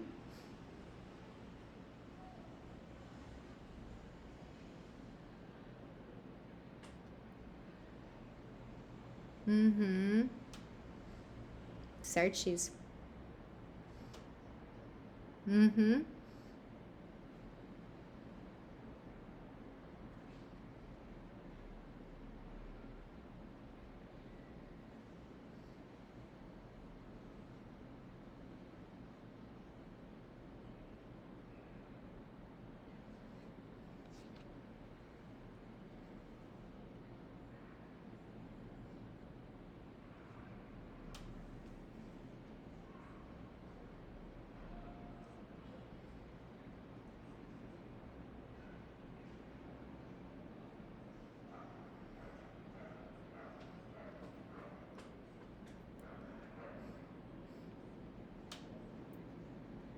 Uhum.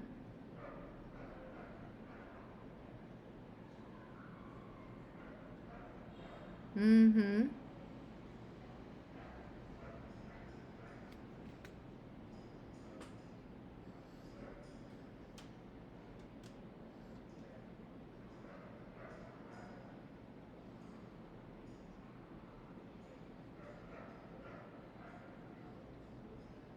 Uhum.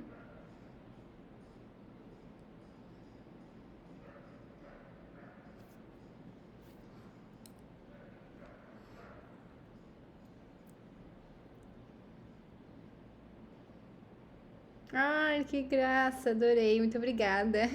Essas coisas aquecem o coração e deixam a gente assim gratificado, né? Porque dá um trabalho fazer essas coisas, mas quando a gente tem esse retorno, é tão gratificante, né? Gabriel, bom dia. Uhum, tá sim. Ai, que bom.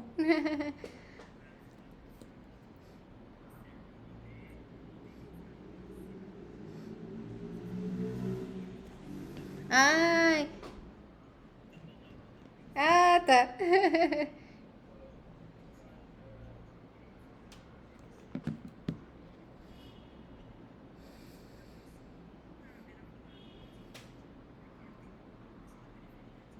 Uhum,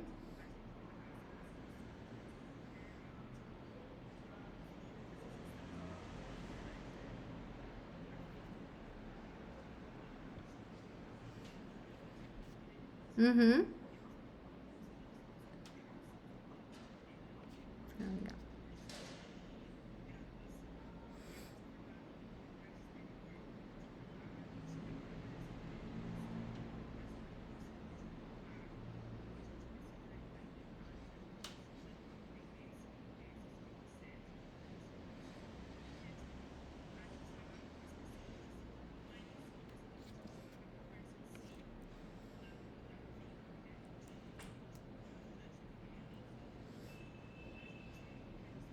Isso não é discutido, né? Assim, é um instrumento de trabalho, né, Gabriel, para que seja essa visão mais capitalista, eu acho, no comércio exterior, né? Uhum, uhum. Que legal. Professora Fabiane vai adorar ouvir isso, vou falar para ela.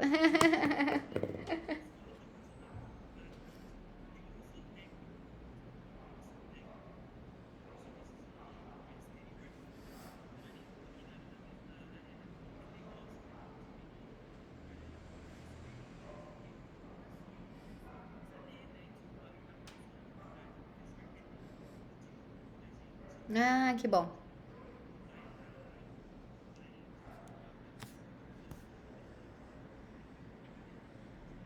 Uhum.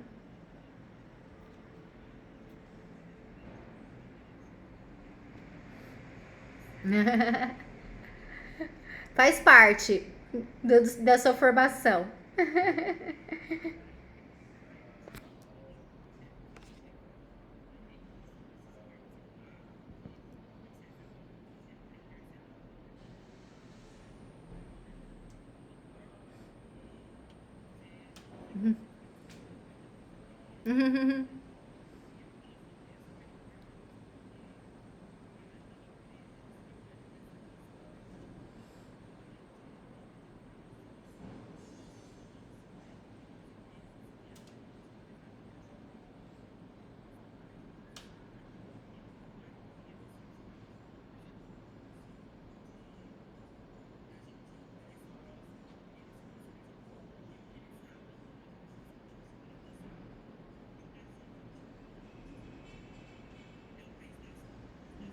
Uhum. Do futebol. Uhum.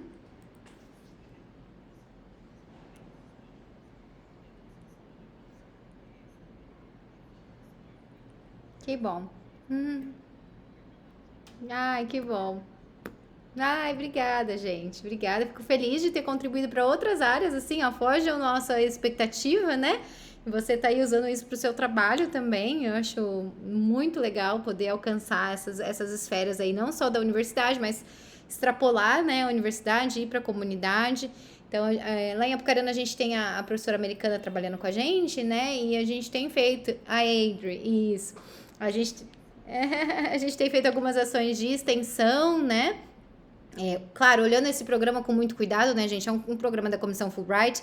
O objetivo dele é difundir a cultura americana, é exatamente isso que está lá no site. Então a gente tem que olhar para esse programa com muito cuidado. Eu falo para os alunos, né, gente? Não é aqui uma valorização da cultura americana, mas sim, a gente costuma falar estadunidense, né? Nem americana, é o termo mais correto, né? Mas olhar com olhares de comparação, né? Então vocês estão assistindo uma palestra, outro dia ela deu uma palestra sobre healthcare, né, sobre o sistema de saúde dos Estados Unidos. E foi muito interessante dos alunos perceberem quanto a gente é privilegiado nessa questão, né?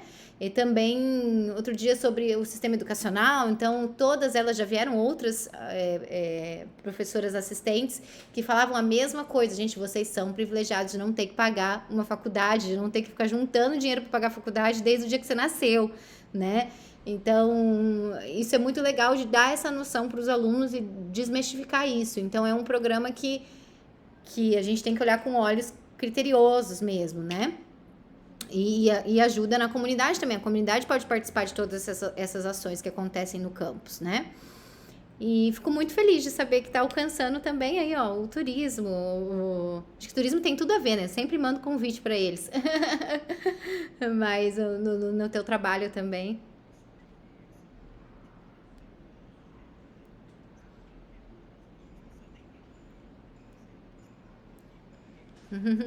É.